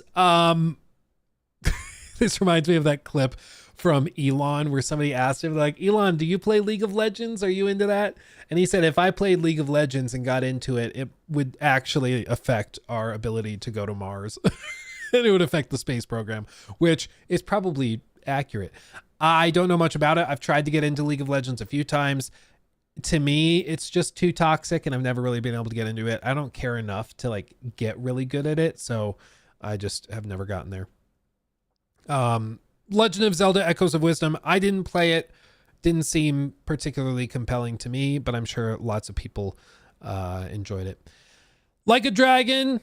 It is pure, unadulterated, ridiculous fun. Yakuza is one of those franchises that people are hesitant to get into and try because it does seem really wacky and crazy. And it is. But it's just outrageous. Like, it's just crazy. And there's not much more to say about it than that. It's just ridiculous, outrageous, fun, and a solid game as far as that's concerned. If you're hoping for like the big stereotypical Western open world RPG, it doesn't play like that at all. But if you're open to something a little bit different, a little bit wacky, you should definitely try it. It's very, very good. Metaphor, this is leading the way for my game of the year. Unless Indiana Jones blows us all away and does something I don't think anybody expects, I think that it's going to take it for me. It's just phenomenal. Like, the writing is really, really well done. The art direction's really good. Gameplay wise, it's set up very, very intelligently. It builds on everything they did with Persona, and then it adds even more to that. It refines a bunch of stuff. It's just done really, really, really well. It's not for everybody. I totally understand that. It's a massive game, and it's a game running on the same engine they used for Persona 5, which, no joke, released on the PlayStation 3 back in, I think, 2015 is when that version dropped. Or maybe 2014, the PS3 version dropped. Then 2015, Persona 5 dropped. Something like that. And it kind of plays in structure like a PS3 game. Very tight levels, very small. It's graphically, in terms of the tech behind it, not a powerhouse at all. But the art direction, the writing, the music, the combat, everything else is so phenomenal that it becomes an afterthought. It's very, very good. Not for everybody, but certainly for me. Mobile Legends Bang Bang. I don't know. I have no idea what that is. We looked at it on stream. We Googled it because I thought it was a made up game, but no, it's real. No Man's Sky, still pumping tons of stuff out. It's too hard for me to get into, but I've been impressed by the updates they've sent out for it. I know a lot of people still play it and eat it up. It certainly deserves some credit, but for me personally, it's not a game I put much time into. Pal World, this one I think I will give a nod and a vote just because it was one of the most crazy, outrageous surprise hits of the year. And this is maybe like one of the bigger takeaways from this year. I feel like, and correct me, like, tell me if you think you're on the same page, but I feel like this year there has not been the smash blockbuster clear front runner for game of the year. Like, you know, last year everybody was kind of like, yeah, it's going to be Tears of the Kingdom. And then maybe another game or two, but it's going to be Tears of the Kingdom. And we might also get, like, some people were saying Some people were saying Starfield. Some people, you know, were expecting Baldur's Gate to pop off, but I don't think anybody expected it to pop off as much as it did. But going into the Game Awards, everybody knew it was going to be Tears of the Kingdom and Baldur's Gate. And it was like, those are the real candidates. Everybody else is just kind of like an honorable mention, but those are the two clear front runners. This year, it doesn't feel like there's been a game on that level. I know for some people there have been. Metaphor is very, very good to me, but I can acknowledge that this is not the same as like a Baldur's Gate level of universal acclaim and player engagement. It's niche. The people who play it love it, but it's not for everybody. It's for a very niche group of players. But despite that, despite there not being the clear smash hit blockbuster behemoths that we typically get, there have been some wild surprises. Pal World was, I believe, the first one in January. Blew up, massive player numbers. Everybody was playing it. I was playing this with friends in co-op. We started servers together. We had a great time. My wife put dozens and dozens and dozens of hours into it. She has like a freaking castle built in it. It's outrageous. The other one, of course, Helldivers. Nobody saw this coming and expected it to blow up as much as it did, but it was just a really solid game that was really fun. And it seems to have been carried a lot by the PC side of the community, which was really cool to see, because that was, I believe, the first time PlayStation really tried day and date live service on PC, and it worked. It worked for them. It really did. Balatro also, nobody expected that to blow up. Nobody saw that coming, but that blew up. Black Myth Wukong, I think people knew it was getting millions of views on trailers years ahead of time. So that was also expected to be, big, but it actually delivered for a lot of people and also blew up and became massive. So it's just been the year of the surprises. Maybe not the year of the like smash hit blockbusters, but certainly the year of the surprises, I would say. So Pal World, I'll give it that nod as well. As we're getting lower, we're running out of votes. So I've only got 2 left. So I've got to be a little more precise. We have Persona 3 Reload, which, I mean, it's Persona 3, enough said. I didn't put much time into this one. Metaphor has consumed all of my Persona adjacent and Atlas energy. Hellblade 2, no shock to you guys who follow me and my channels. This was one of the most disappointing games of the year for me. It was shockingly short.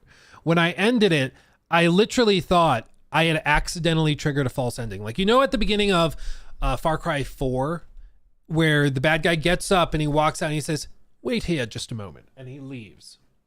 If you sit at that table for like 10, 15 minutes, and then you come back, the guy will come back. The credits will roll, and he's like, "Thank you for waiting anyway." And then the conversation goes on, and then the credits roll, and it's a secret ending that just is over. It's in Far Cry 6 as well. Yeah, it's one of those secret endings you can accidentally trigger, and the credits roll way before they were supposed to for everybody else. That's what I thought happened with Hellblade 2. It ended out of nowhere. The credits start rolling, and I remember setting the controller down.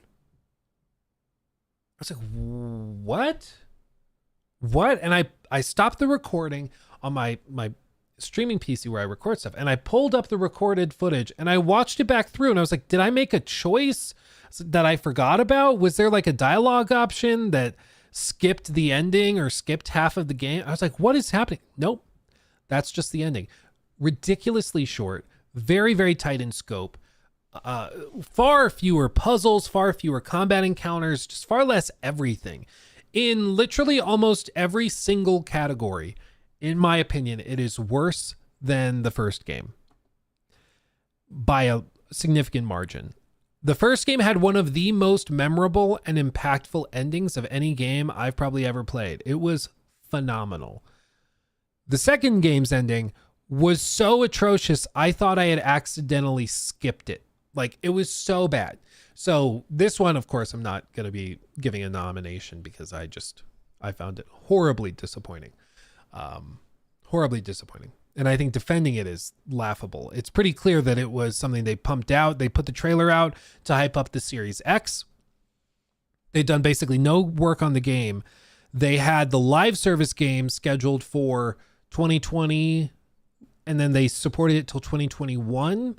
Because people forget, Ninja Theory did a live service game that went belly up. And so after they finished the live service game, then they actually started working on Hellblade 2. And so they worked on it for like 2.5, 3 years before they actually released it. And it feels like it. I mean, it feels like a 3-year game for 80 people. And it's just not there, unfortunately. Really, really disappointing. And I think pretending otherwise doesn't help Ninja Theory. I think you got to hold their feet to the fire. Silent Hill 2 remake also popped off, coming from Konami. I was very skeptical of Konami after everything they've done for the last like 5 to 10 years. Seeing them come out and actually do a really good job with this was a very pleasant surprise, and I think instills a lot more confidence for some of the other Silent Hill stuff that they're working on. So it's good to see them back in the fold, because for a while, I believe it was like 2019 or 2020, one of their executives was like, yeah, we're just not that interested in the console space because our slot machines make so much money. Because people forget, Konami, like, they make a ton of money off of like pachinko machines and slot machines and stuff in Japan. The console side of their business has been, console game side of their business has historically been a much smaller chunk of it. But it's been very, very, very minimal for them. But now they're actually getting back into it, and it seems like they're doing a good job. Sonic X Shadows Generations, I've not played. I'm not particularly into Sonic. Stellar Blade, despite me thinking it was just going to be game for Booba, it actually is a really, really solid game, which is perhaps another surprise this year. It's one of those games that you look at it and you expect it to be just one of those games that's just about cleavage and stuff. But it actually is a really solid, very, very competently made game that's very, very good. Wuthering Waves, I'm not familiar with that one. Valorant, it's Valorant. Warframe, it's also Warframe. These are massive games with big communities. Endless Zone Zero also popped off this year. Another big game that is from Hoyoverse that also has found a huge audience. But for me, I think my two big that I appreciated the most, Stellar Blade is good, but I think of the games, I think Space Marine 2 definitely actually managed to live up to expectations and do a really good job. So I think that's an easy one. For me, it basically comes down to Silent Hill 2 or Stellar Blade.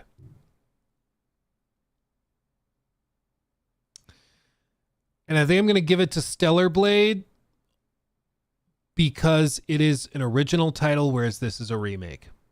I think that's going to be my tiebreaker. But then again, I did also... Did I give it? No, I didn't. Okay. I think that's my list. Hater! Yeah. Booba always wins. So, final selections. My 10 out of all of these. Black Myth. Dragon's Dogma 2.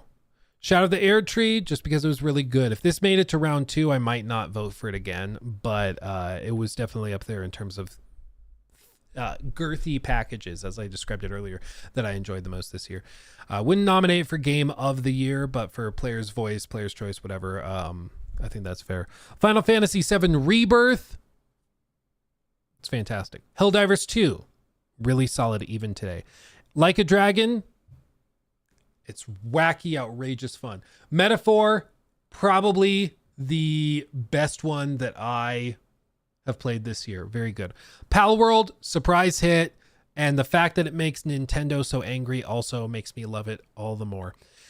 Stellar Blade for Booba and for being a really good, solid action game as well. And Space Marine 2 for actually living up to expectations. Now, obviously, I'm perhaps a little bit biased when it comes to Warhammer.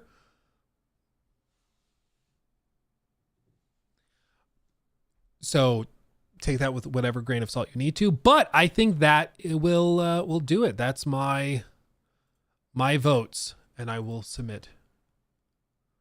Vote submitted. Round 2 opens Thursday, December 5th. Here we go. So Nintendo blacklisted. Yeah, exactly.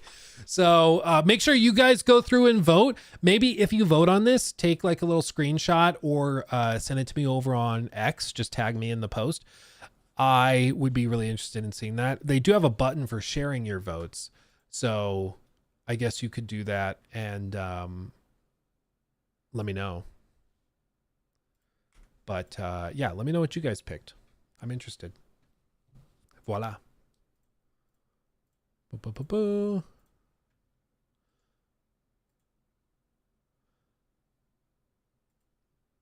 Dude, this Fextralife stuff is insane. Like,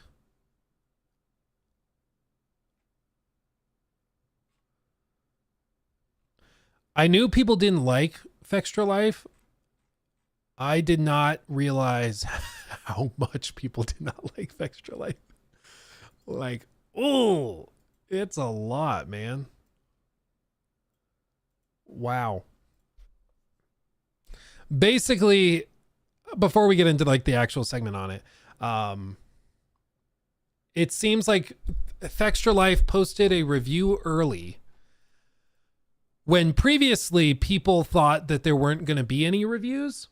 That was the expectation that I think was set months ago, I think. And basically the thing with Fextralife is that for years, Fextralife had massive view counts on Twitch, like 50, 60, 70,000 concurrent players or concurrent watchers. But they'd only have like 2 or 3 or 4 active people in chat. And everybody was like, what? And it turns out what they were doing is if you go to Fextralife's, they changed this after the fact, but if you go to their wikis, which is primarily what they do, they would have these things up here, this embed. See this? Extra scum. Dude. But they would have this up here and it's an embedded video of their Twitch stream. So if anybody had the Fextralife wiki open, it would count as a view on Twitch. And so they would show as like one of the biggest streamers on all of Twitch, even though like nobody was trying to watch the stream, you know? Kind of brilliant, but it made people feel as though they're like as streamers or whatever, they were illegitimate.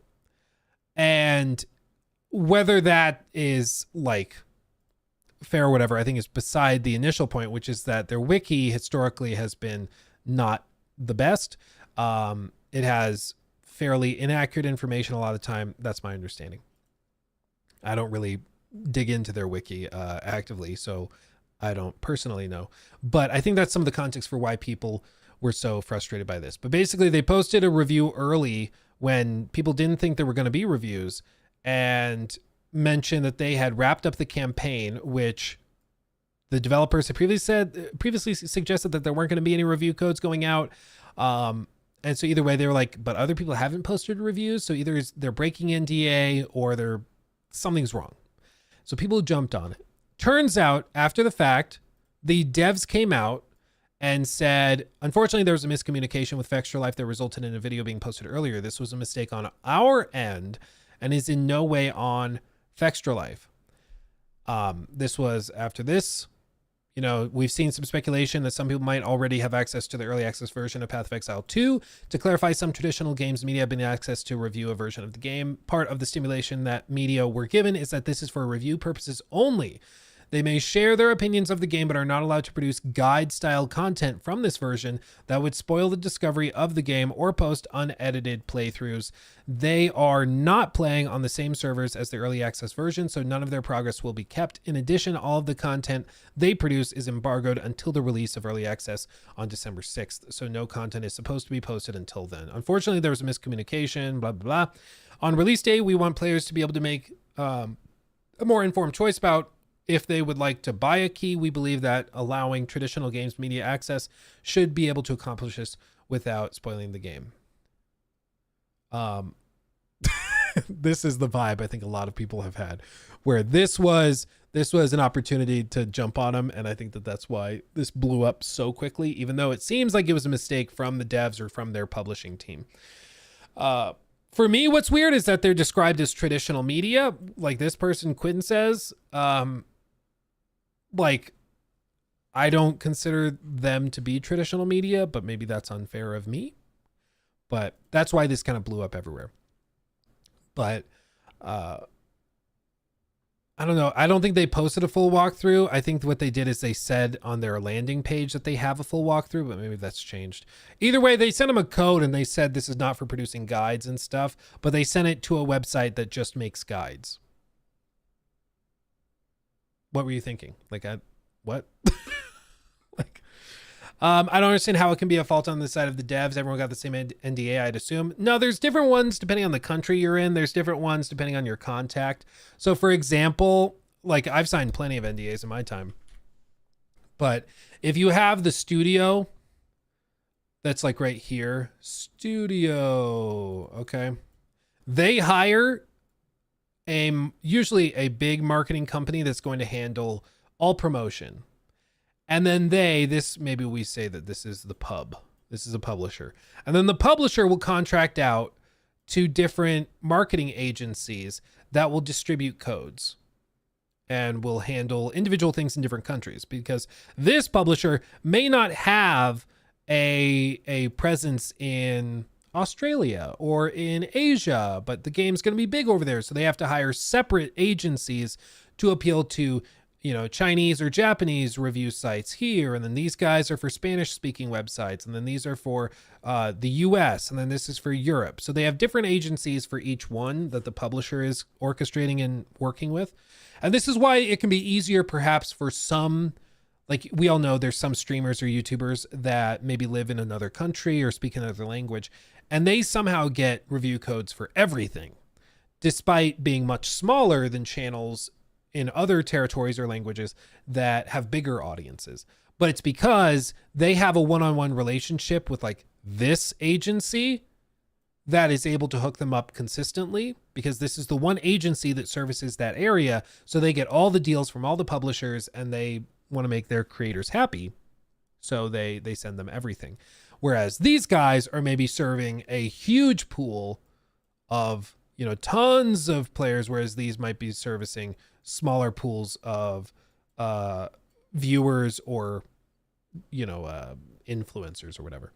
So what likely happened is that Fextralife was one of a handful of outlets that got access to the game early, and this outlet mistranslated a time, or they saw you know, CEST time and they interpreted that as just Central Time, or they just did something wrong where they put the date wrong or something like that. And then that got communicated down to Fextralife, who went with that information. But the publisher over here communicated directly and correctly to these outlets, who got the dates correct. So none of these other outlets made that mistake. And it was just Fextralife that made that mistake. But it was ultimately a problem here, not a problem up here or not a problem down here. It was a problem with this specific group. So needlessly complicated. Yep. But that's typically how this type of thing works. And it's happened before. What was it? There was some review where a couple of content creators posted their video 12 hours early, because the people that sent out the NDAs and sent out the stuff, they typed AM instead of PM. So a bunch of people posted their videos at like 5 a.m. instead of 5 p.m. And it was like, oh, oops, scandal. So sometimes it's beyond your control. I'm really perhaps overly anxious about this stuff. So whenever I have a review, you guys might notice, like if all of the reviews are dropping at 10 a.m. my time, I will wait until I've verified that another outlet has posted their video before I publish mine. So I'll wait till like 10:05 or 10:03 or whatever it is, but I'll refresh and make sure that like IGN posted their review and then publish mine, because I do not want to be the guy that posted his video 12 hours early because somebody screwed up. I'm like, if we're going to make a mistake, we're all making it together. Okay. So I've always been very anal about this stuff. Yeah. Better safe than sorry. I'm like, the 3 minutes doesn't matter ultimately. Like, I don't think, maybe it does, and maybe I shouldn't do that, but yeah, I think that that's the thing. They have a It's gonna be passed. Don't be surprised if no one trusts them right now. Don't make guide style content with this version of the game. And they went and did just that. Yeah, that's the bigger thing is they said this content or this version of the game is not made for making guides. And they sent it to a website that literally just makes guides. Like, what are we doing? Yeah. Anyway, but having said all that, I don't want to do a full segment on all that because it's just mind numbing. But I do want to touch on this. Oops. I do want to touch on this. So, wrong button. New segment.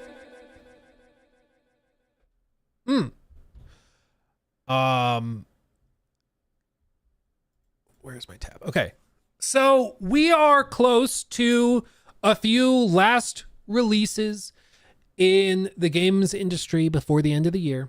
Specifically, we have Marvel Rivals, we have Indiana Jones, and we have Path of Exile 2, all releasing technically on the same day, on Friday, December 6th. Because of early access. Like Indiana Jones technically is on the 9th, but you can pay for 3-day early access. So sort of on the 6th. You get what I mean. And, you know, Paul Tassi wrote an article for Forbes where he basically outlines the options and the distinctions between them. Of course, Indiana Jones is a Game Pass title. Marvel Rivals is free to play. And then Path of Exile 2 is also free to play. Meaning if you have Game Pass, you are totally open to play any of these. It's just up to you. Is Infinity Nikki also releasing that day? Oh, well, there you go. So it's a big choice for a lot of people to make. And my question is, which one wins? My prediction, I already think Path of Exile 2 is going to be big. I think everybody kind of expects that. I expect this to be one last like surprise blowout smash hit. I think that that's going to be the big one. I think players are starved for depth, for complexity. You know, we were just looking the other day at clips from Avowed where Destin from IGN was describing how they have the same problem as a lot of other games where the characters are solving puzzles for you. You walk in a room and they're like, hey, look up there. We should go outside the building and climb up that ladder to get to the treasure up there. Just total brain dead nonsense where they're like, hey, we're just going to hold your hand through the entire game. I think that drives players crazy. I know it drives me crazy. And I think players really want some depth. Players really want something to sink their teeth into. They're starved for it right now, especially in light of other attempted RPGs like Dragon Age Veilguard, for example, which really lacks any semblance of depth. I guess it's a Freudian slip, but it lacks any semblance of depth in gameplay or narrative or anything. Meanwhile, Path of Exile 2, this is the skill tree for that. 1,500 different points. Like, oh God. In many ways, this itself is like a work of art. It's beautiful. It's beautiful. You can see it's like constellations. They have like sword-shaped ones and spear-shaped one and diamonds and stuff. It's a bow-shaped one. Very beautiful. But here's the thing. Like, Path of Exile seems unapologetically massive and complicated. As you can see from Chris, who said, Path of Exile 2 is going to be a huge market test. Most game devs have been leaning pretty heavily towards cookie cutters, cute, safe, simple, everyone wins and anyone can play type of games. PoE 2 seems challenging, dark, gritty, hard, complex, and at times even frustrating. Like, and that's totally right. That's totally right. And if anything, maybe it's seen as a potential turnoff for people where it's like, it's too intense, it's too complicated, it's too much. And perhaps that is the case. Perhaps that does end up being a problem. But I think most likely players will just jump in to try it. I think going and having this free to play is a fantastic idea, because this is one of those games, if people connect with it, they will want to support it. They will jump in, they will pay for the upgrade to whatever edition. They will do all of that because it looks really, really solid. And I think if they can actually achieve that, this is going to blow up. I mean, and for me, what gets me really excited is the tone, is the art. It is, if this is this IGN again. Yep. I was like, it looks like someone smeared Vaseline on the screen. Yep, it's IGN. That's what I get. Okay. For the love of God. How they still have this problem with like with horrible compression. I'm like, what are we doing, guys?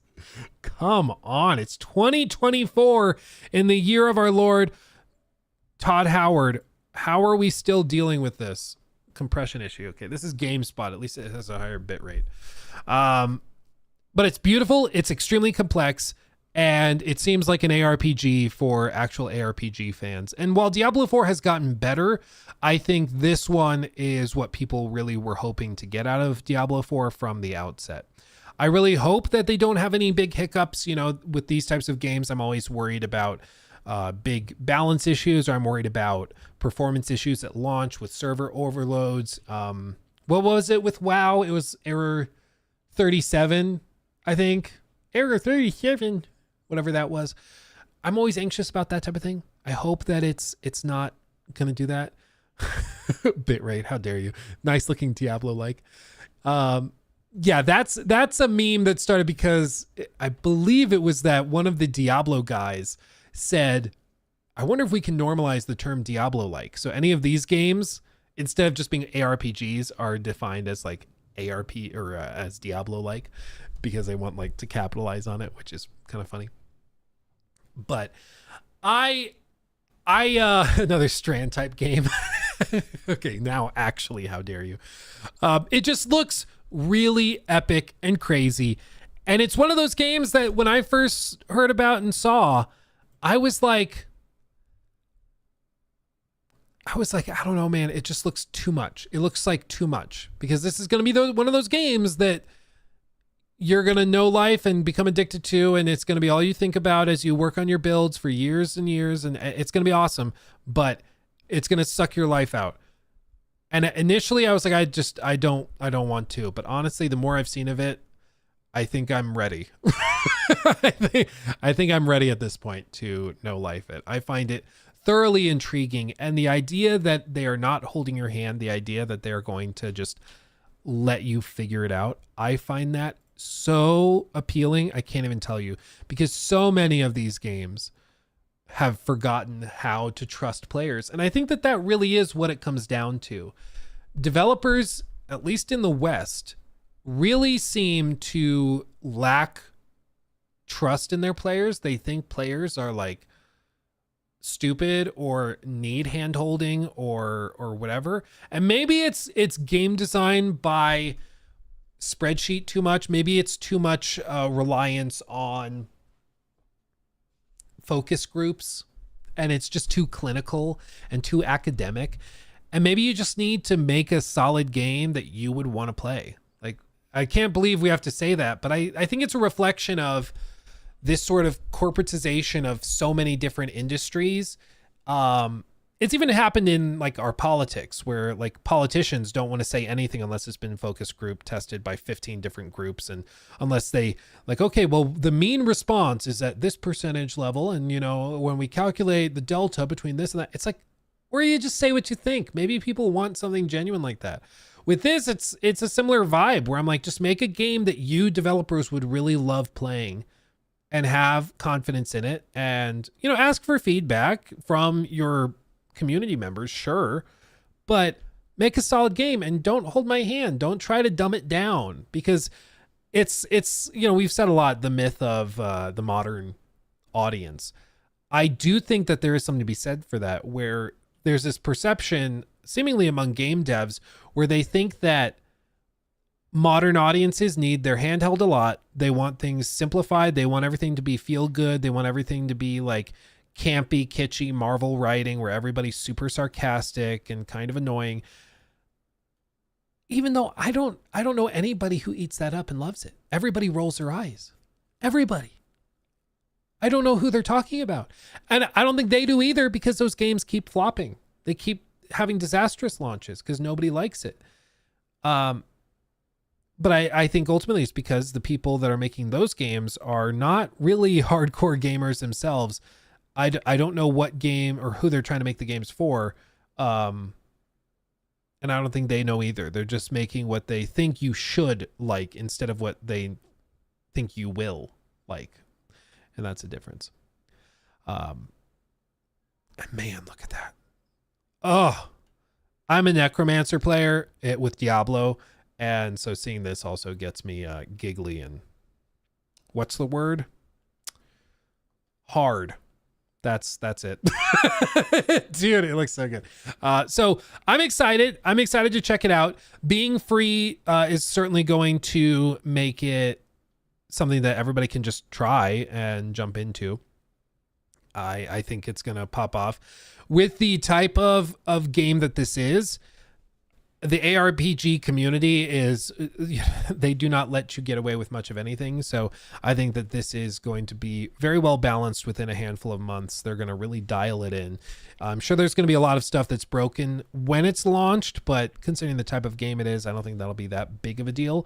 So long as they respond to it quickly. And, you know, I think they've certainly paid attention to the launch of Diablo 4, and they want to avoid some of the mistakes that they had there, whether it's with inventory just becoming flooded with things like gems, or if it's just, you know, lack of substantial depth. I think they've got all of that here and more.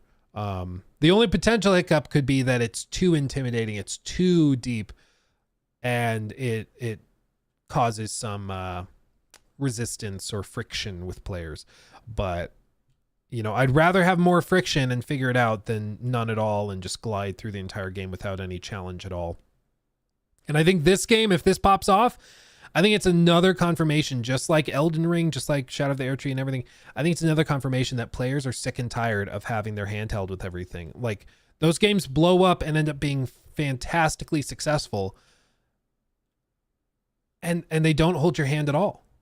Like, clearly, millions and millions and millions of players want something deep and engrossing and complex. Because guess what? Adults kind of like this stuff. Adults like playing games. Not all of us are 12-year-olds playing Fortnite. I know there's a lot of Fortnite money out there. I know there's a big community, but still. Man, oh, look at that. I love big, epic, gross boss fights. This is... oh my God, I'm so here for it. Torgul the Defiler. Man, I'm so here for it. So, anyway, Wonder Restored. Yeah, I like having a little bit of complexity. And guess what? Here's the thing. With all these games, whether it's Elden Ring or Path of Exile 2 or whatever, if it's complicated and if players are trying to really figure out, okay, what stat do I need to pay attention to if I want to up my poison resistance? Is that Constitution, or is that this or that? They're going to Google it. They're going to look it up. That's okay. That's okay. It's like, I remember seeing an interview from Hidetaka Miyazaki where he said something really interesting I hadn't considered before, but it was in light of Elden Ring's launch. And basically, I think the interview was... Mr. Stillyokill_54 is now a member. Thank you. H. Luke. Hi, Luke. Hi, Mrs. Steelkill. Thank you for 8 months. What he was asked was like, do you think players should go through your games without guides, without looking up stuff online? And what the rough translation from Miyazaki put out was really, really interesting, and I hadn't thought of it before. He said that he thought that community aspect of FromSoft games was actually one of the best things about their games. It's like the fact that the community will come together and build guides to help players is one of the strengths of these types of games. It's one of the things that you can't get elsewhere. The idea that if you want to discover something amazing, some powerful weapon for your type of character, for your type of build, that you can look it up and a member of the community has helped you out ahead of time and worked on that and discovered it and you still have to go get it. You still have to fight through the throngs of enemies to get there, but you're working together to achieve that goal. It's the same goal of like the messages on the floor that they've put out there, which is why I jokingly said when Death Stranding came out, I was like, Kojima was saying it's a new genre because it's a strand game where players help each other. In a weird way, like Elden Ring and all these other games and big ARPGs like this, they are also sort of strand games where all of these players are working together to achieve the same end. Sure, you know, you could say, well, I want to be a purist and I want to go through it without any of that. And that's totally fine. It's very, very valid. But players working together is also a strength of these types of games, that the community builds itself up and establishes guides and things to help players who maybe want that little extra help or want that little extra push to find this cool object or whatever.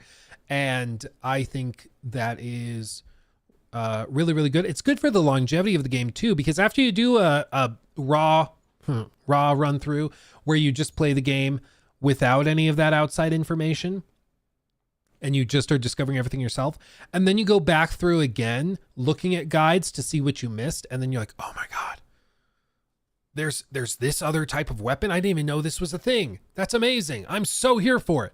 That is one of the most fun things to do in these types of games, is to discover the stuff that you missed the first time and then to go back through and try it again and then try to fully min-max your character. You know, that can be some of the most fun you can have. Dude, I just can't get over the detail level. Like, granted, this I'm sure is running on like top of the line PC hardware, but still, it is gorgeous.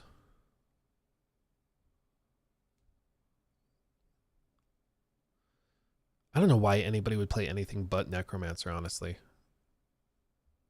I love it. Having your own little like skeleton soldiers fighting for you. I love it. I love it. Yeah, this is PoE 2. Yeah. So if you are interested, this is coming out same day technically as early access for Indiana Jones. It is coming out same day as Infinity Nikki, apparently, and Marvel Rivals all at the same time. So it's going to be a busy week, I'm sure, but it couldn't have come too soon because we, of course, are headed into the holidays where there's not a whole lot, and I'm very excited because I'm going on vacation like shortly after all of this drops, and I am so ready to like download this on my laptop and just go ham. Just go ham. I thought Harrison Ford was dead. Depending on how good this game is, you never know. But no, he's still kicking. Yeah, I'm so excited. I'm here for it. So anyway. Don't spend your vacation gaming, brother. How dare you? This is the thing people maybe sometimes find hard to understand. Like streaming and gaming, like this is what I do for fun. I just happen to get paid way too much for it. So for me, like if I'm on vacation, yeah, I'll go out and I'll do the stuff. We'll go deep sea fishing. We'll go to the theme park or whatever. We'll do that stuff. But one of the things I enjoy about life are games. So if I can go play games and not make videos on them and do that, like I'll totally do that. Totally do that. You know, eat it up. I need Path of Exile 2 so I can ignore Christmas 100%. Oh yeah, absolutely. Absolutely. Yeah, I think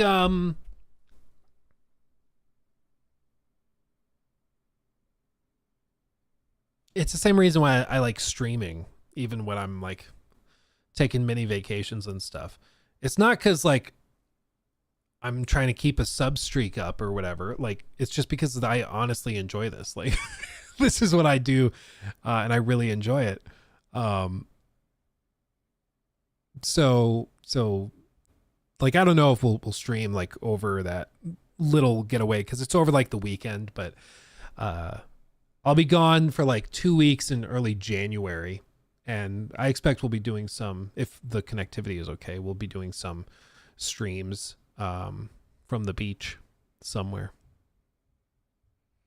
Where can I find the Todd Howard AI song? I think it's public. Let me double check.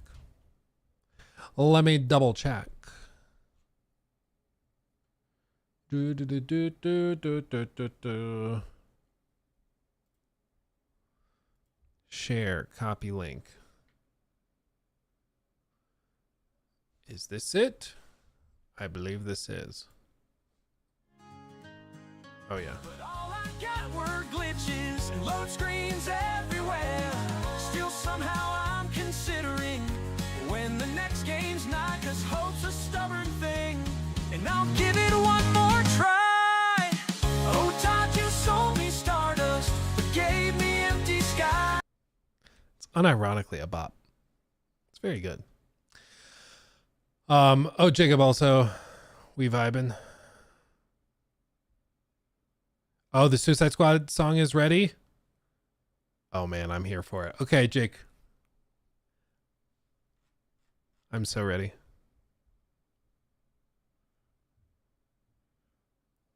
Let's see it. Let's see it. We'll play it. Here we go. This is Jacob's Suicide Squad song. I've not heard this. This is the first time we're all hearing it. Okay. Yo,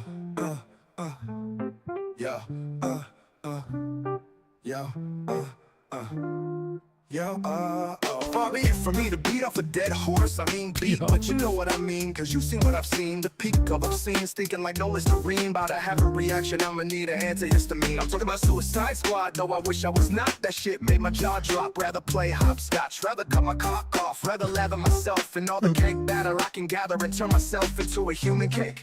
Woo. Hey Rocksteady, I'ma need you to get ready, 'cause the blowback on this one's about to get heavy. Y'all just ate shit like Olive Garden spaghetti. You put money over fun and then pissed on a corpse. You had a dozen red flags, but you still stayed the course. I admire your dedication, but I'd rather fall down the stairs than put SS in my PlayStation. Suicide Squad wasn't very fun. It was supposed to last a year, but I'm already done. Nice job, Warner Bros, you really nailed this one. I'd rather sit at home alone, guzzling my own cum. Jesus Christ. Real trap shit, be do today. Yeah. Your shit flop faster than the Flash's piss. Player base about as strong as Boomerang's tits. Story about as long as Gizmo's dick. And Harley Quinn isn't funny unless you're like 6. Oh, you killed Batman and thought it made you edgy, but you forgot what made you rock steady. No one gives a shit, your live service slop, but y'all didn't listen and got hit with a flop. Suicide Squad wasn't very fun. It was supposed to last a year, but I'm already done. Nice job, Warner Bros, you really nailed this one. I'd rather sit at home alone, guzzling my own cum. What a chorus, man. Come, come, come. Come. Ooh, now come on, come on, come on, come on. Suicide Squad. Bullet Suicide Squad. Woo. How about next time you make a game people want, not something that just makes your higher ups nut. Turns out executives don't buy the games you make, they just pay your wage then wave you away. If you wanna make something just for money, sell cake, not games, and you'll take home a buggy. Suicide Squad wasn't very fun. It was supposed to last a year, but I'm already done. Nice job, Warner Bros, you really nailed this one. I'd rather sit at home alone, guzzling my own cum. Jesus Christ. Okay, that's good. The part where it's like you just double down. Oh man, I like the bit where it's like turns out executives don't buy the games you make, they just pay your wage and wave you away. If you want to make something just for money, sell cake, not games. They're pretty good. Pretty good. Rat. Oh, that's good. I'm gonna add that to our bookmarks. Oh, yeah. Thank you, Jacob. That was good. Demonetized. Boom. Wouldn't even be mad. I'd be like, fair. Okay. Oh, my face hurts. My face is tired. Oh, Jacob needs to write music.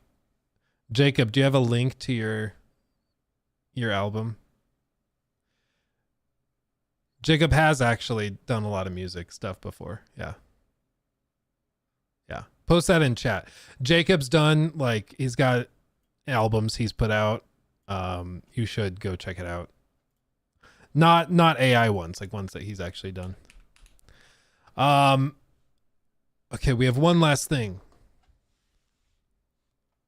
Zesty. There you go. Go check out Jacob's stuff on Spotify. He just put it there. So real quick, I have to get through this real quick. Okay. I don't see what's happening. Hold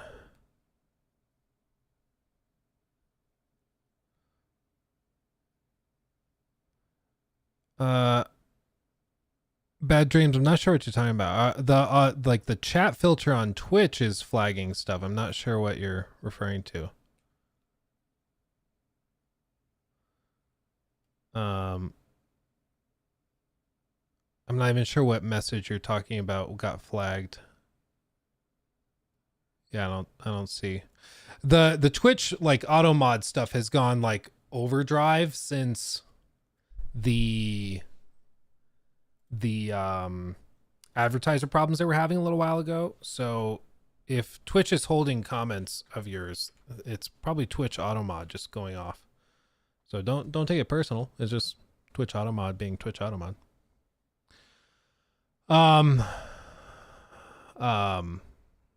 Yeah, no, you're fine. You're fine.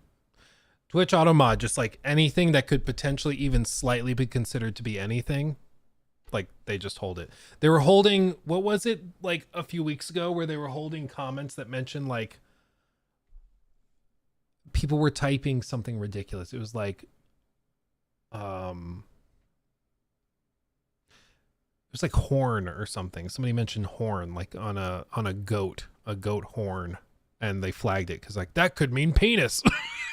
It's like I don't know. It might have auto banned gay. I've seen it ban bastard because of the tart at the end. Oh really? Oh well, there you go. Yeah, it's the auto mod is very aggressive. Just don't take it personally. It's when we see it being stupid, we'll lift the stupid word, but like they have something insane like 1,200 words in their list of auto mod ban things. So we don't know what it's banning until it bans somebody for saying it. So we just have to lift it when we see it. So don't stress. Luke, will AC Shadows get released mid-year of 25? I like the improvements they made, but also there's a new article up on AC Shadows. From where? From where?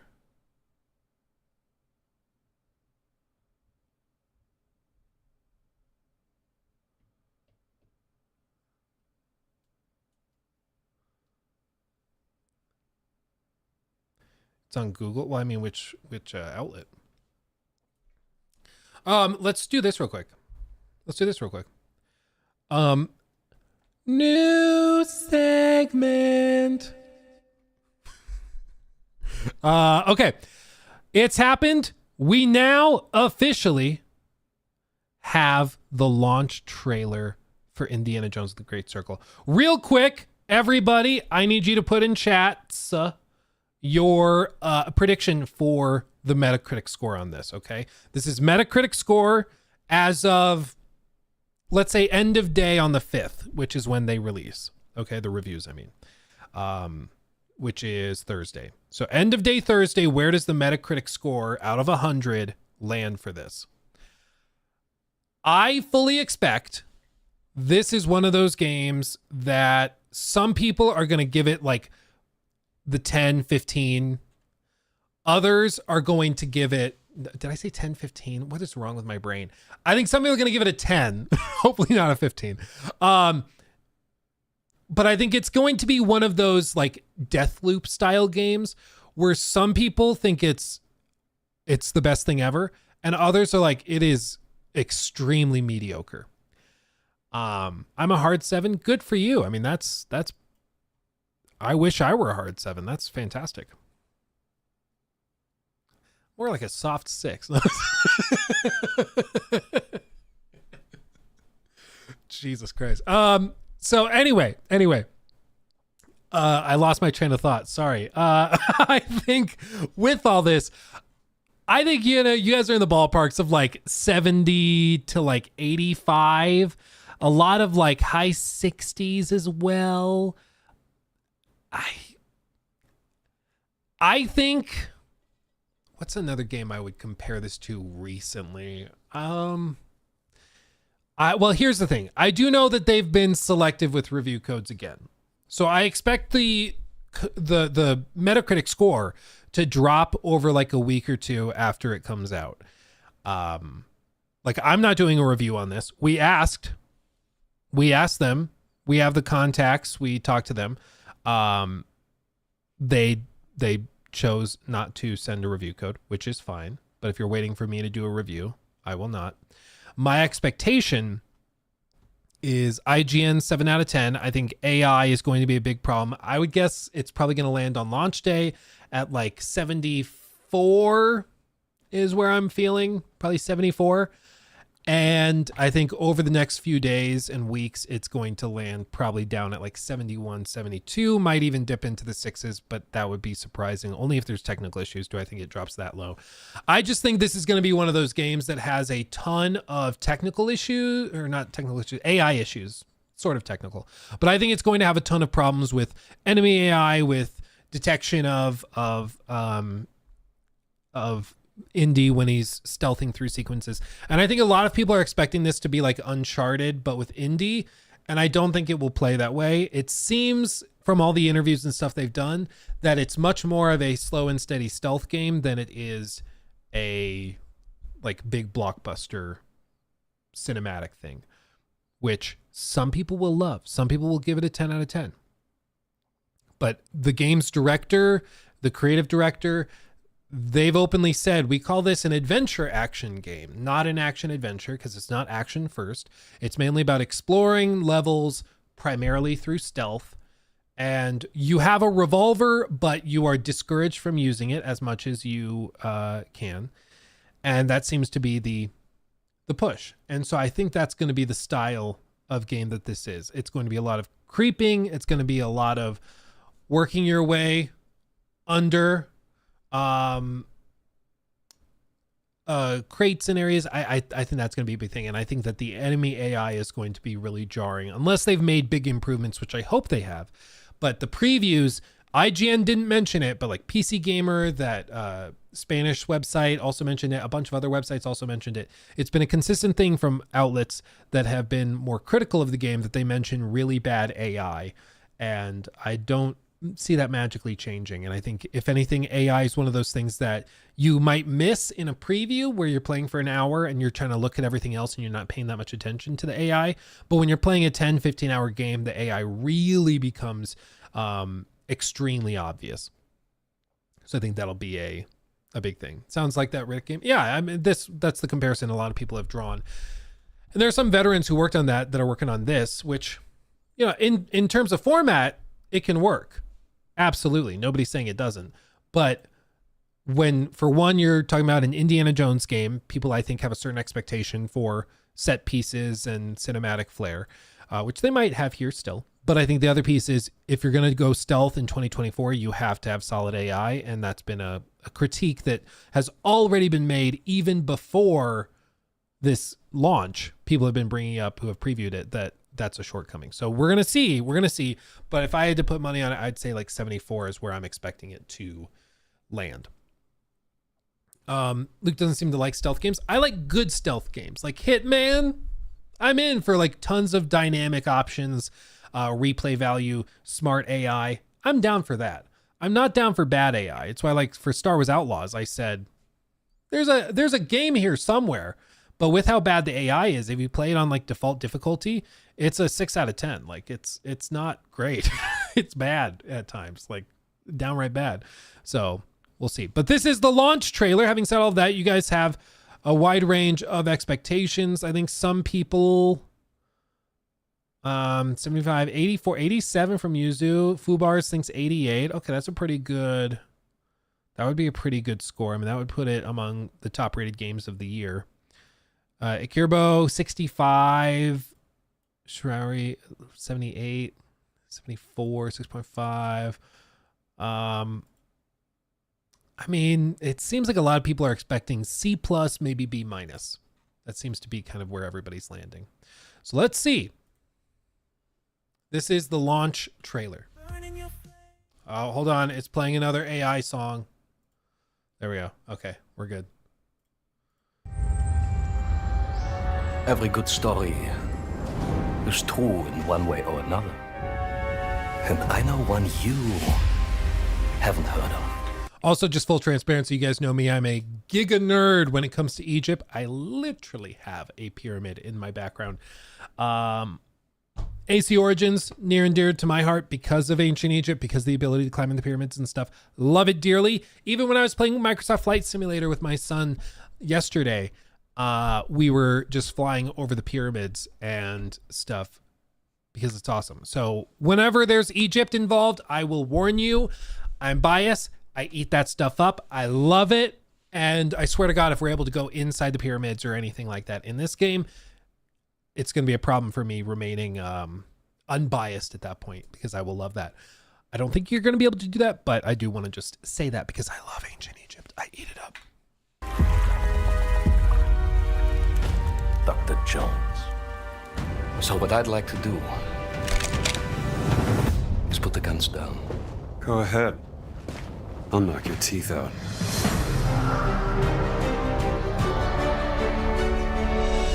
So what brings you to the Vatican, Indy?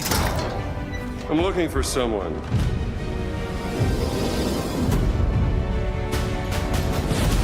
He stole something from me, and I mean to find out why. Right now, I'm looking into the disappearance of my sister. And I believe Emmerich Voss is responsible. So, this great circle, they think it's a conduit of some kind of power, correct? Boss certainly does. He believes it'll secure his place in history. I'll have to study it some more. A circle must be complete to what? There's always a trigger. All the puzzles.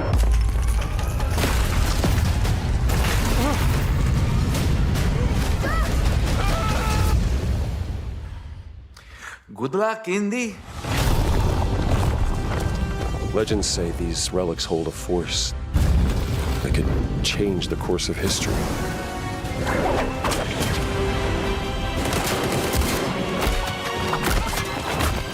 They're messing with powers beyond your control. You should know by now. I am always in control.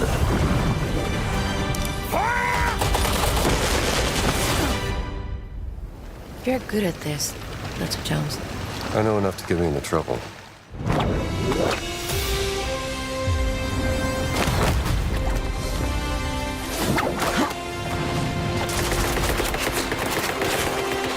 Thank God their aim is bad.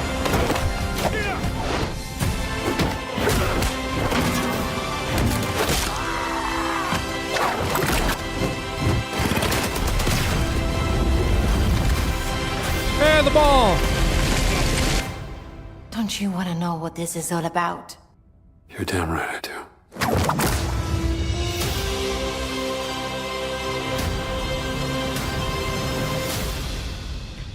Pre-order bonuses. Traveling suit outfit, lion tamer whip.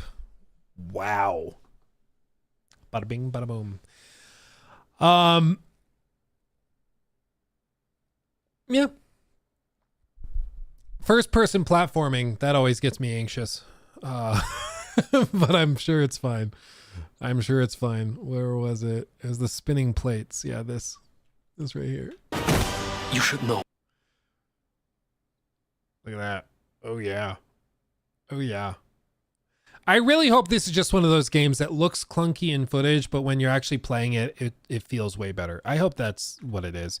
Because there's just something about the footage that just looks really, really stiff. And I don't know what it is beyond just like people say, and Joe Raptor pointed out, and I can't unsee it now, where it's like It's a VR game. It looks like a VR game, and it does kind of look like a VR game, but I don't know why, you know.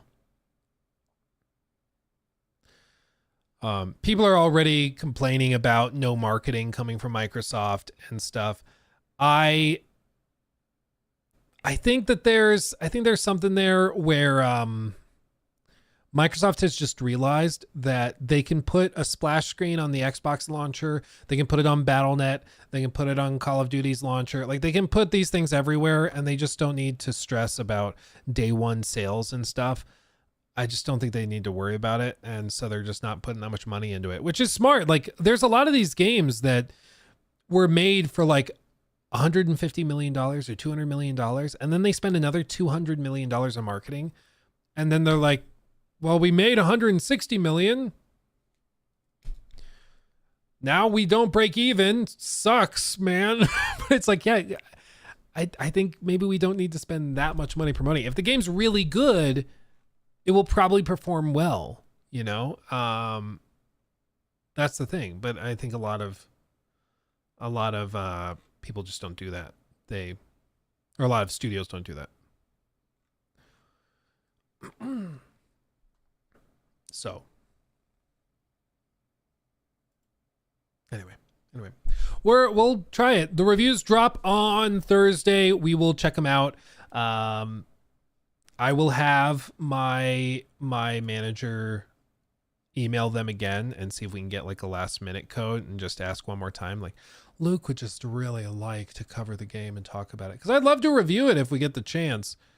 But if they don't want me to review it, I also understand. I can't say I'm surprised. They'll promote it for the PS5.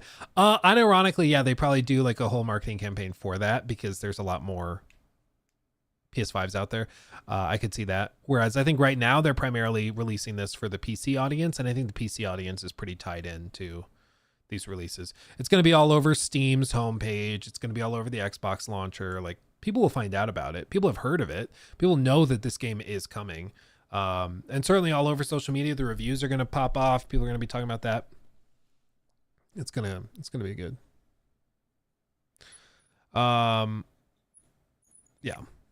Yeah, to be clear, nobody is entitled to review codes. If I were them, I probably wouldn't send me a review code either. Like, I totally get it. I think you should be willing to send games to your hardest critics, so that they can compliment you if you did something well. But I also understand that it's a risk maybe they just don't want to deal with. Because you saw, like, SkillUp's video on Dragon Age almost single-handedly shifted the entire narrative of that game. Like, one single video. One video. That's all it took. Totally changed the narrative of that game during the reviews. If SkillUp and Maddie did not have their reviews up, if they just sent it to big outlets, the narrative before that game launched would have been almost exclusively all positive, really, really good. Like, that's it. But because they had two very critical reviews, it started this whole narrative of like, it's all bad. They're trying to cover it up. They're trying to hide it. And that's the whole thing.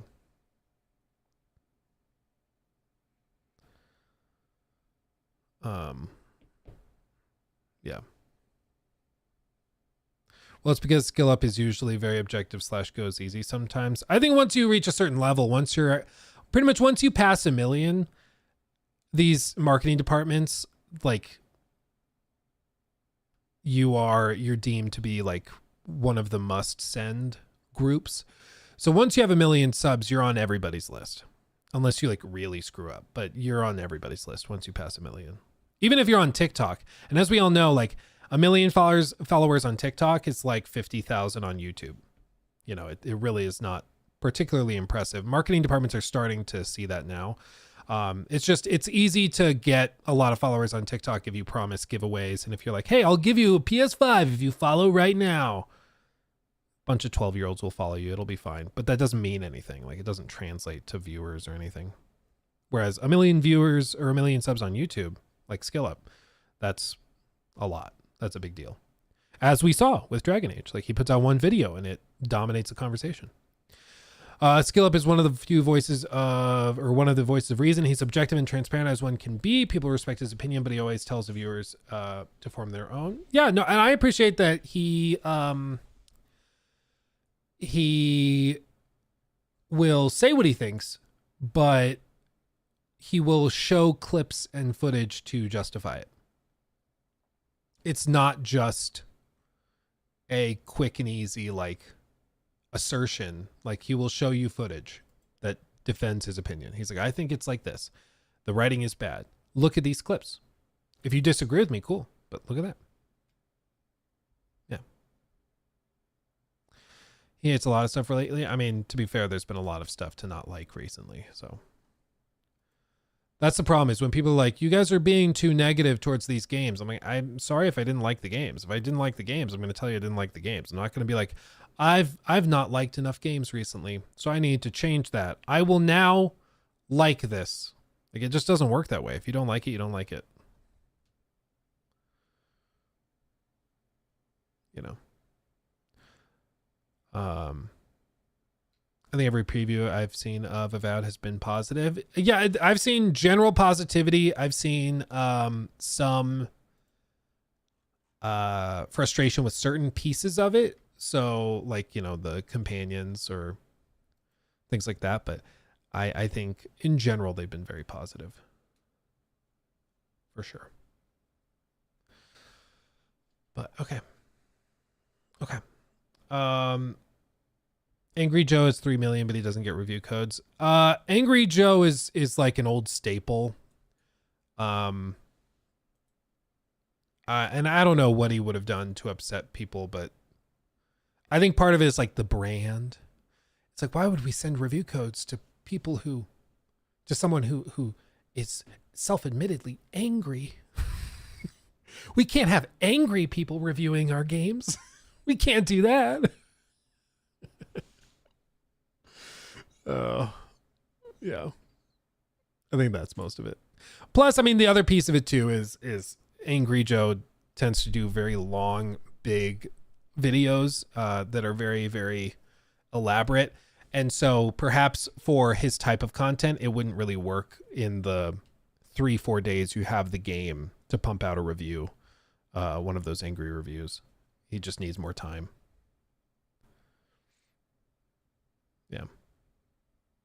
And it's not like it affects his video's performance. I think his Dragon Age video is at like 1 million. So clearly it doesn't affect performance. He's clearly fine.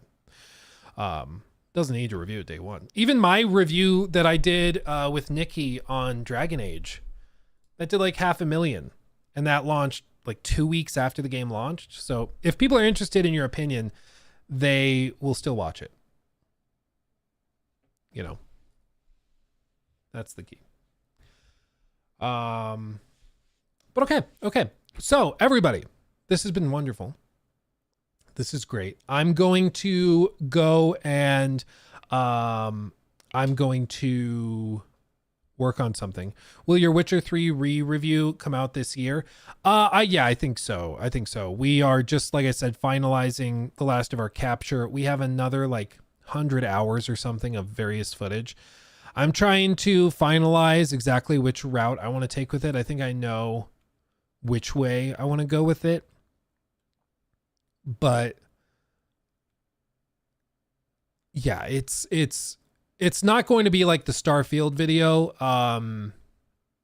It's going to be different, but yeah, I'm happy with it. I think it'll be good. It's just going to be different. Spoiler, it's still really good. It's still really, really good. No surprise there. No Patreon video for November. No, we are. So we have there's always stuff that we are like expecting to do that we're really excited about and we're going to surprise people with that fall through for various reasons. But we have videos for December and November. It's just production wise, they got weird. I don't want to spoil it because I think it's still going to happen. So I don't want to spoil it, but yeah. Again, we're working on it. We're working on it. Yeah, don't worry. Don't worry. I think what we will do though, I think just as a heads up, I'm not 1,000% sure, but I'm leaning this way. I think what we'll do is we're going to basically do everything that we've done on the Patreon. We're going to shift it over to YouTube memberships and stuff. So we don't have this weird split between Patreon and memberships. And then everybody, like, these people get these benefits and perks and these people don't.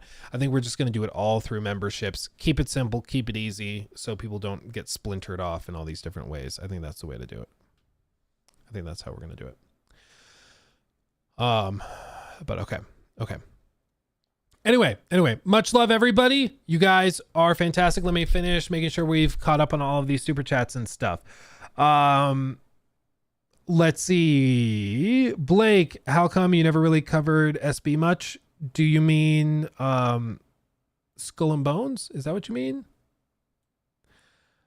I think there just haven't been enough big ticket updates or anything to really justify checking it out. It's just been kind of lackluster. Mr. Stelia Kill, thank you for the 8 months. Again, oh yeah, we saw that earlier. And then Blake, thank you for the 2. It's going to be rated 10 out of 13. Oh, Stellar Blade is what? Okay, Stellar Blade. As for Stellar Blade, a lot of it was just that, like, I didn't think that there was, by the time I was playing through it, it was kind of like the ship had sailed in terms of primary coverage. And so it didn't really make sense to do like dedicated reviews or anything. Doing full videos on like the DLC, I just didn't think there was enough like meat on the bone there to make a full video. So it's just kind of like the way the cookie crumbled this year. It didn't line up quite right. We did still do, I believe, one video on it where I tried it and said how much it impressed me. But yeah, it just didn't really fit with the release stuff. But yeah, anyway, over on Twitch, we're caught up there. So thank you guys. Much love. Have a wonderful, wonderful night. I will see you again on Wednesday. Much love. And we'll be looking at, no, we won't be looking at reviews on Wednesday, but we'll be probably speculating about reviews some more. Anyway, we'll get to it. Much love. I'll see you soon. Hugs and kisses. Bye-bye.